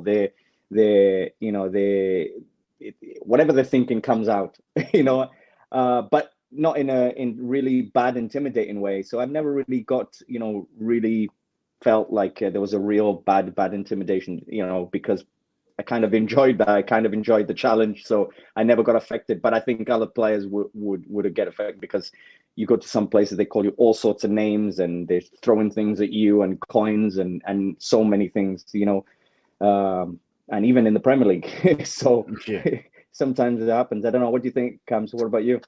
You just mentioned there Millwall. For me, I don't think, if you can handle going to the new Den or the old Den, I don't think there's any more intimidating place that you go. What's said there is absolutely awful, ruthless, disgusting. But it's said to get a reaction from you. It's said to put you off your game, and I agree there. That you play as a footballer to play at Anfield. There's nothing better than playing in front of the Kop. There's nothing better than playing at Old Trafford, St James Park. You play for those kind of atmospheres and stadiums, and I would never say it was hostile. I would say, it sometimes, it can make your hair stand out on your neck and makes you really excited, and your adrenaline's going. But I wouldn't say it was hostile. And if that wasn't for you, then for me, football's not your forte, because you thrive to play on the biggest stage, because you build up to do that. When you're 16-year-old, you want to play in front of a crowd. You play in the youth team for your club, and you want to play in the reserves in a proper stadium. When you do that, you want to then fill it with fans. And then when you've done that, you want to play in a bigger stadium and in front of more fans, and then you want to play at Wembley, or you want to play at the Millennium Stadium, and it's just there's a progression and a ladder, and when you do one, you want more of it, and you just get hungry for more success, and hostile for me is such a, I wouldn't, you thrive from it, and Bristol City was probably one, that Stoke City was probably one, that teams who wanted to put you off your game, but there's also some nice places to play as well. Every time I played at Loftus Road, it was a nice place to play. It was a small, compact ground. The atmosphere was always really good. You could hear everything what was said. It was obviously a square, small stadium, so it was a really nice place to play. And you just thrive off places like that, and it's really nice, really nice play. Adam asked, would you consider coaching at Cardiff City and potentially manager? Listen, you never quite know what's going to happen in the future. I don't know the answer to that question, but all I know is what I'm doing now. I've just started my pro license with the Welsh FA, so I'm actually doing that right now. But what I'm trying to put myself in a position that I can be good and be as good of a coach as I can be, or coach, manager. Sometimes those are intertwined anyway, and put myself in a good position that I can do great work. I think that's the only thing that I know right now. Where that's going to take me and what happens in the future, I don't know. And the other thing I just saw there was Kelly said she'll never forget you squaring up to Oliver Kahn in goal. Do you remember that? Yeah, of course, yeah. Was that before the goal or after the goal? It was before the goal. Yeah, before the goal. Yeah. So I think the story behind that was Oliver Kahn, one of the best goalkeepers we've ever seen. Germany's #1 for so long. And I'm making my debut against Germany, and I think it was early on, but again, it was like I think the first few minutes he's come out, caught a couple, no problem near him. But I think he early in the second half, I think I made a movement towards the near post, and he's come out and he's caught the ball, but he kind of he caught the ball, but kind of extended his elbows a bit, as if like, okay, if you run into me, I'm going to catch you and I'm going to elbow you in the face.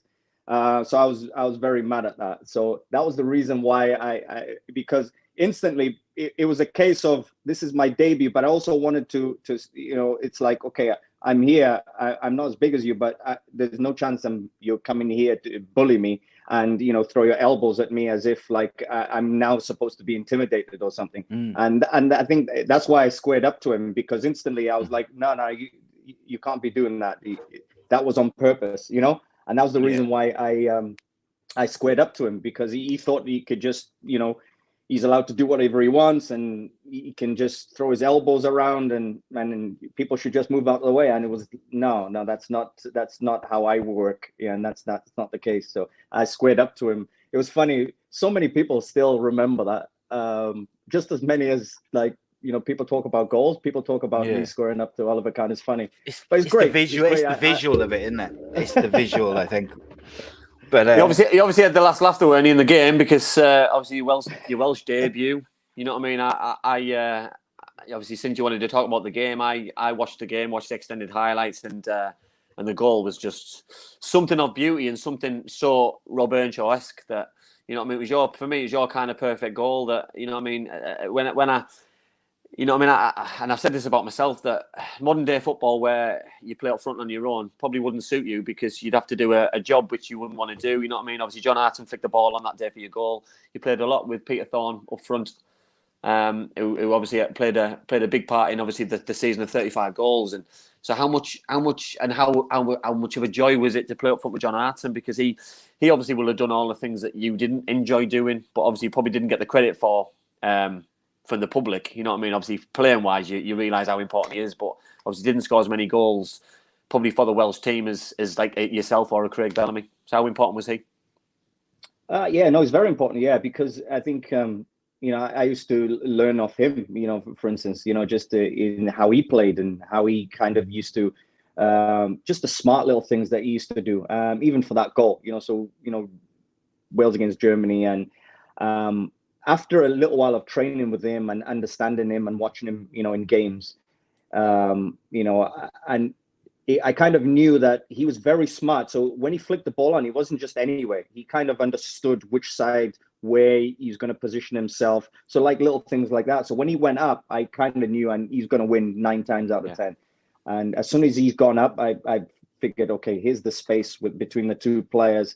And, I think he's going to flick it on straight, and that was the key, is how the ball was moving. He's going to flick it on straight, and I saw the gap, and I moved into the gap, and he's flicked it on straight behind him, and it's dropped right in front of me, and then ends up being going on to be the winning goal. The first touch was key, though, for me. First touch was key, to take it away from the defender, on your left foot as well, you say weaker foot, obviously I've seen you with scoring goals with both feet, but so-called weaker foot, to get power, precision, accuracy against one of the world's best goalkeepers at the time, must have been even more pleasing, because there's not many people got much joy out of the Germany back four, and obviously Oliver Kahn, because they had a really good side in them years, so it must have been even more pleasing, was it?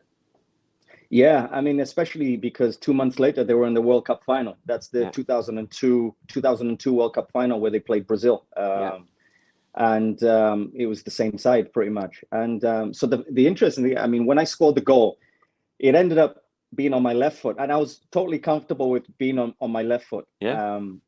Completely comfortable, except in that game. So the reason was, the day before we training. And we finished training, and we're doing a little bit of shooting. And as we're doing shooting, and one of my last shots, I kind of overextended a little bit and extended on my left foot. So I felt my knee just tweak a little bit, and to the point where I was like, "Ooh, that doesn't feel good."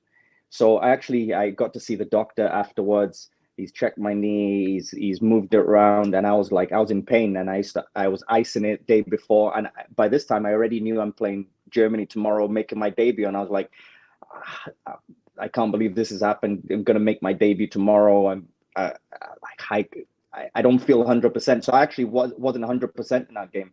So later on, fast forward into the second half, and the ball drops, and where I take my first touch, it ends up being on my left foot, and it ends up being on the foot where I really, really didn't want. So I was actually in pain during that game. And if you notice in that game, I've got a tape on my left knee. Yeah. Kind of like one Sebastian Veron used to have. So I've got a bit of a tape on my knee just to stop my knee from it overextending a bit more, because it was hurting me during that game. So the goal, the first touch ends up going onto my left foot, and I remember that time I was thinking, I've got a sore knee, but after that it's just kind of automatic. But it's just ironic how it ended up being the winning goal, and it ends up being on my left foot. But great finish. those two days, those 2 days, that's how it happened. Yeah.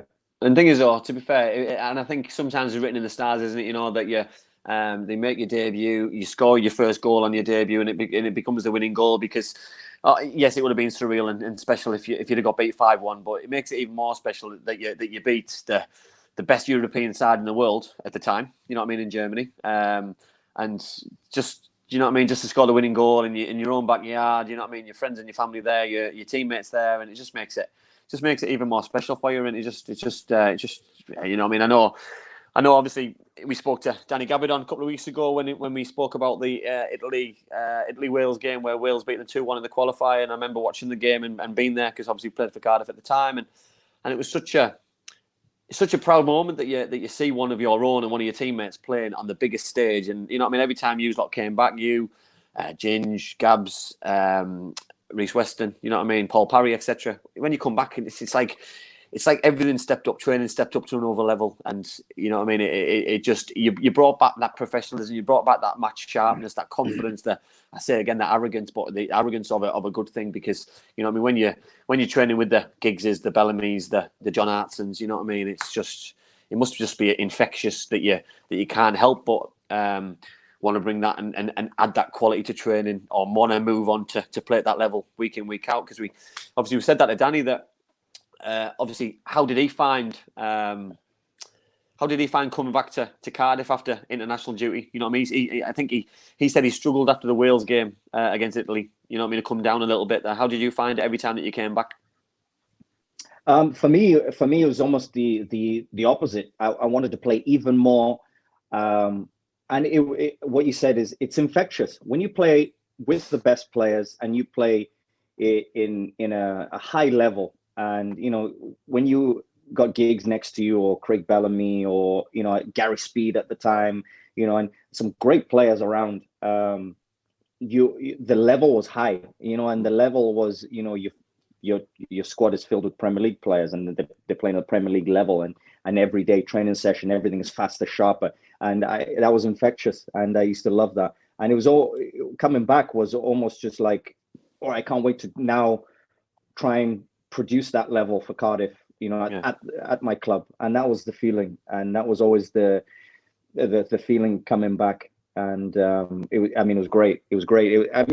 Listen, it was great, but I think sometimes the tough part was going back to your club when you kind of got used at this high level, but high level based on like, even in and around the training, in and around training, in and around in and around like just like games, media, those things were enjoyable to be around.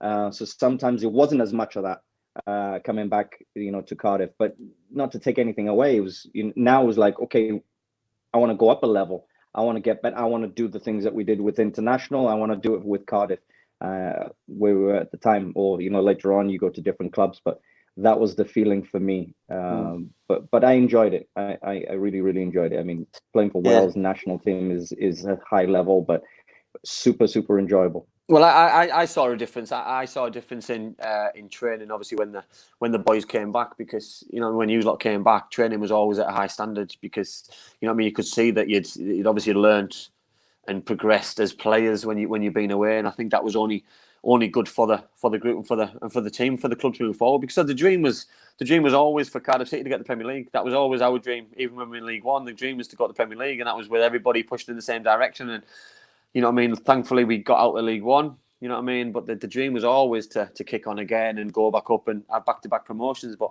it didn't happen, and lads had to move on. And you know what I mean. And when we said to Danny Gabbs that same thing, that as a player, you know what I mean, you don't want to see people stay for the wrong reasons and stay and outstay the welcome, so to speak. And you want lads to play at the highest level. That's, you know what I mean, same as Gareth Bale now, that he's training Real Madrid, training Wales, training Real Madrid. The level's up there all of the time, and you know what I mean, instead of being up and down and you know what I mean, and getting frustrated with certain sessions and playing with lesser players and 1 minute playing against Del Piero and the next minute playing away at Northampton Town. You know what I mean? Must have been difficult. You know what I mean? And that's no disrespect to Northampton Town. It's no disrespect to the league you're in, but it's just sometimes it can have a negative effect on your mindset, which can obviously have a huge effect on how your career pans out.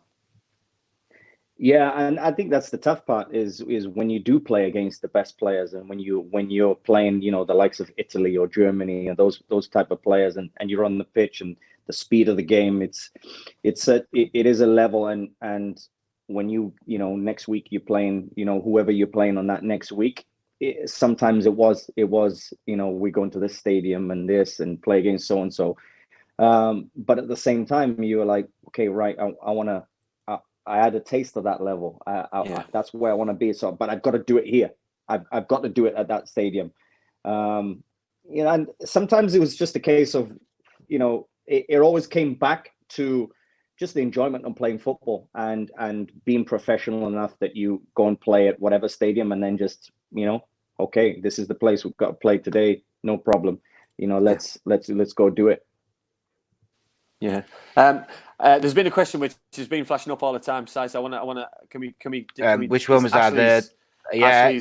I'm trying to flick them up so I don't forget. But like obviously as time's going on, I'm worried that I'm not going to get them all in. But we'll try and get in as many as we can now in the next 5 minutes or so. So we'll make them quick fire questions. Who's the toughest defender you both played against? Andy, you go first, mate. Just two for me. Two that really stand out: Yapstam and Sol Campbell. You know what I mean? Because the way I played, you know what I mean, was obviously balls over the top. And when you're playing interfeating things and you're battling against defenders, they were just too big and too strong for me. So I had to try and combat things by doing something different. So I would definitely say those two. What about you, Rob? Yeah, Yapstam is a tough one. I think he's probably one of the most toughest defenders, but I think for me, probably, I found it tough playing against Rio Ferdinand because he just had everything. He could read the game, but he was aggressive, but he was fast. He had all those things. So I think I think Ricardo Carvalho was really tough at Chelsea.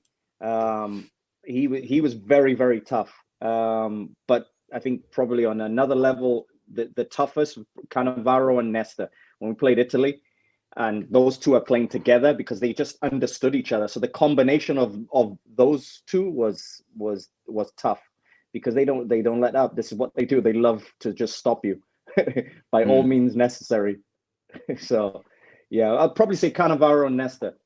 Cannavaro is one of my favorite defenders of all time. He's just so good. And then you've got Maldini thrown into it on the left hand side. You got like, oh jeez, what a defense that was.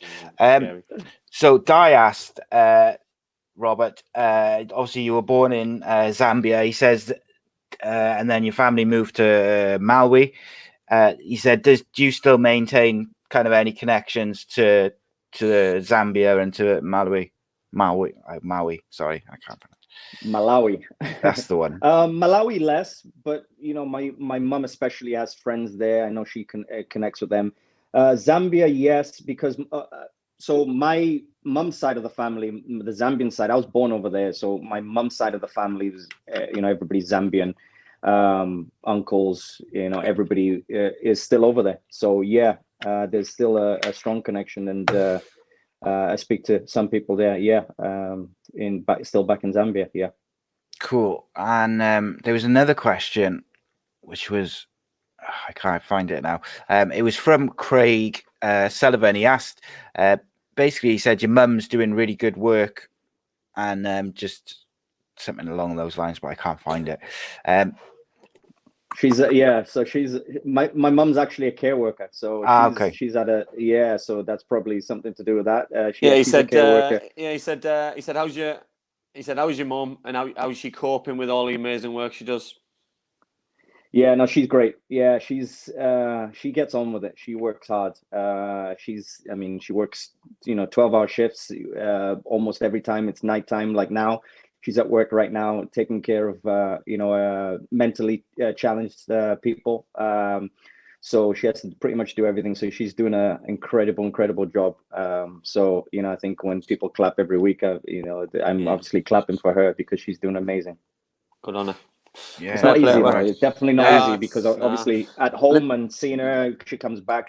She's worried sometimes about things. It's tough. She gets worried about this whole thing because it's also very tough for her as well. It's real life, isn't it? You know what I mean? And I think this is what we forget. You know what I mean? That there's families. We spoke about Troy Deeney at the start of the show. You know what I mean? This is real life, and you're seeing it on a day-to-day basis. You know what I mean? And you're speaking to mum, and you know what I mean, and the stories, and the, you know what I mean, and the people that she's seeing on a daily basis, losing people, colleagues, and it's not even scary. It's just scary to start thinking about it. Never mind talking about it. So yeah. Send her our best, mate, anyway, because what she's doing, she's a hero, man. Thank you, yeah. Hero. Yeah, she's great. Indeed, absolutely. I can't agree more. Okay, just to finish off then, John Kamara wants to know, Andy, what's your thoughts on the vacant Sinners job? Does it interest you in getting back into management?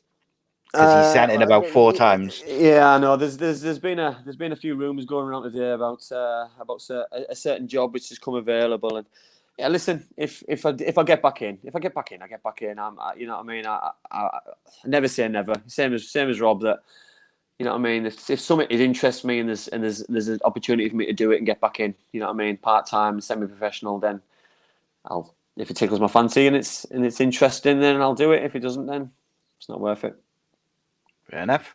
And last question then. Alan Jones says, let's remain grounded, put the special guest to one side for 1 minute, and let's revert back to 17 years ago. Did you keep a ball or any other memento from the playoff final? And you can both answer that question. Well, I never wore my boots again, and I've got them in a cabinet behind me. So I've never worn them, so they're still got. I've never cleaned them. Never, you know what I mean? And Sam gave me a nice gesture. Sam got my boots gold plated, so I've got also a gold plated pair of boots as well. So nice. Those two things, and then just the Daft Stuff program and ticket stub. That's from mum and dad, basically. So that was just something daft like that, isn't it? Really. What about you, Rob? Kept my boots. Medal, obviously. Oh yeah, and, you got me medal. I think after that it's just the memories. I think what a great day, how great it was, and it's nice now because it's obviously with Cams as well, the goal scorer. So it's good to discuss it, especially today. So. But the good thing about it is that the game was, to be fair, the game wasn't a great game. It was a poor game, considering we beat them 4-0 3 or 4 weeks before. We battered them to death. But the night and the celebrations after, changing room, after the game on the pitch, you know what I mean? They're also things that stay with you, you know what I mean? Because obviously we lost we lost Chris Barker, didn't we? Not so long ago, you know what I mean? And I don't think I saw a picture for probably about 10 years of celebrating on the stand when you and Cav lifted the trophy. Because obviously you were right next to Cav, and I didn't really realise that. I didn't take it in at the time, but obviously the person who was stood next to me and grabbing hold of me was Barks, and you know what I mean. It was such a moment that you probably didn't take for granted because everything's happening around you. You don't realise who's touching you, who's got your arm around you, and who stood next to you. Yeah, and it's, you know what I mean. Obviously going to his funeral, you know what I mean? Obviously seeing you there, and it just brings back even better memories of people and the time that we had. That life is obviously extremely short, and makes you appreciate things even more than you do really. Yeah, I totally agree with you. I mean, it was such a, I mean, when we went to the funeral, it was such a surreal moment because Box was one of those that you just felt, he's such a good guy. He's Yeah. such a good guy. You just know he's there in the changing room. Yeah. He's not the loudest, not the craziest, not the joker. You just Mr. Reliable, and he's always there. So it's such a, it was tough to kind of see that he's gone, and he's passed away, and obviously, then followed with Peter Whittingham over as well, which is so. But I think this, like the daft thing tough, about it, tough. the daft thing about everything is it was lovely to see everybody. You know what I mean? Lovely to see ex-players and things. But I hated it because you're there for the worst reason in the world. You know what I mean? That you say you want to keep in touch, and you say, you know what I mean? Because it's unfortunately lives move on in the country's a big country. People live in different parts of the world, and you know what I mean? So I think the one thing that's brought, I think, our group together, you know what I mean, is regular text conversations now, asking, you know what I mean, it might be a daft text asking how people are, you know what I mean, but that might save a life, and you know what I mean, if that helps somebody and cheers somebody up in a day, especially the times that we're having at the minute, then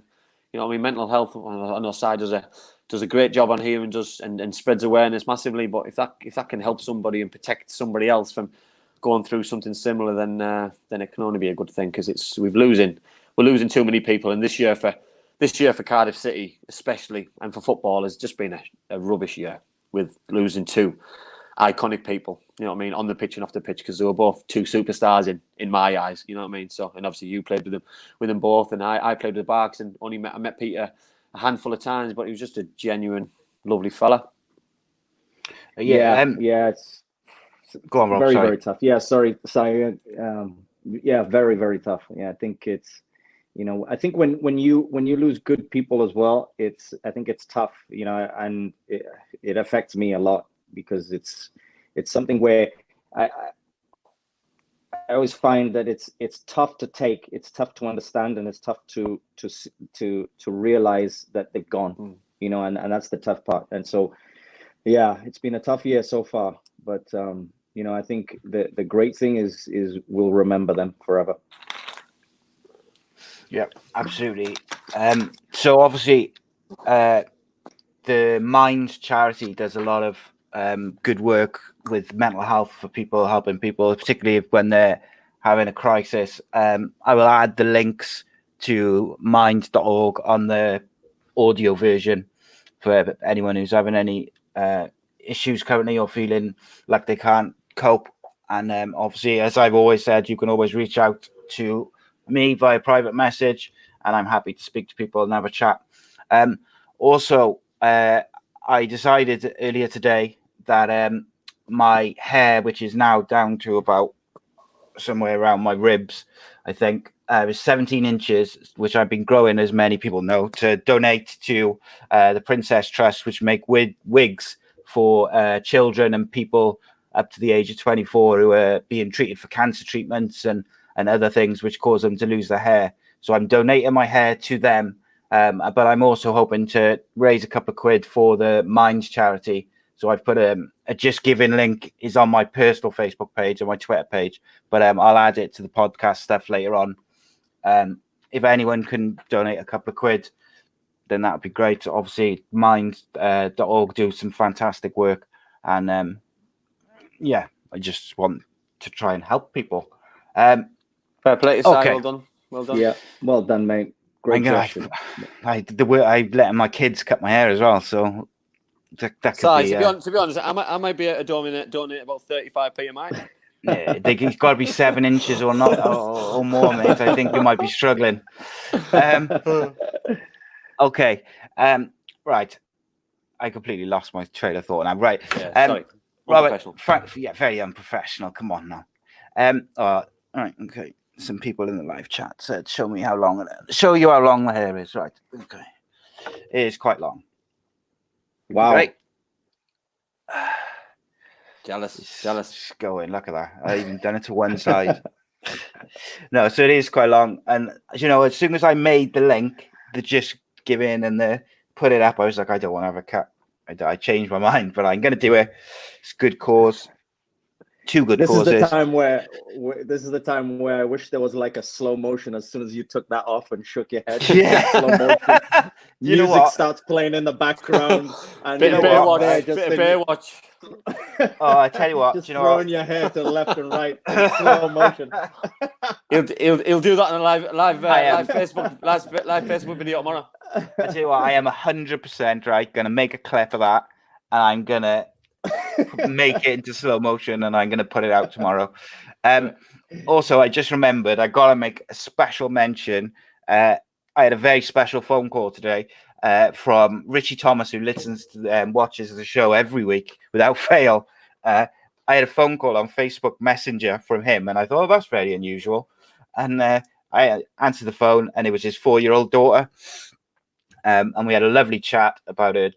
She was playing with her toys and she was going to tidy up, and her dad was out in the garden. So shout out to that to the show's biggest, the newest fan, this 4-year-old little girl. It's the future. Shows for everyone. Amazing. I say we're building for the future. Okay, right, guys, subscribe to the YouTube channel. That's the best way to support this show and all the other shows we do. YouTube.com/Ace Podcast Nation. Best way to support us. You can get the audio versions, as I said, pod.co/Ace-Cast-Nation. But they're everywhere. Apple Podcasts, Spotify, Stitcher, all the good stuff. Robert, thank you ever so much for joining us, mate. It's been a pleasure. I really appreciate it. Yeah, amazing, mate. Thank you very much. Been class. Good to speak to you both, and thanks for having me. Mate. It's been my pleasure. It's been a good chat, good pleasure, and enjoyed it. Thank you. Good lad. Good stuff. I apologize to anyone whose questions we didn't get to. There was a lot. And finally, just to play us out before we play the clip, James and a few other people said, "Do the Ayatollah." So there we go. Do that. It's been a little while. It's been a while, yeah. Just come and do it on a Monday. That's it. No. But that's yeah, it. no. I'm gonna come every Monday. Just do every it. Monday, just go and do it. And leave. I'm gone. Monday at past. It's just Monday. It's like doing a clap on a Thursday now. You do it on a Monday. Yeah. That's how we do it. Quality. Amazing. Right. Thank you to everyone who's tuned in. Thank you to everyone who's liked, shared everything. We'll be back next Monday. Oh, I almost forgot. Next Monday, 7:30, Cardiff City chairman Mehmet Dalman. Have it. You nearly forgot. Andy Campbell!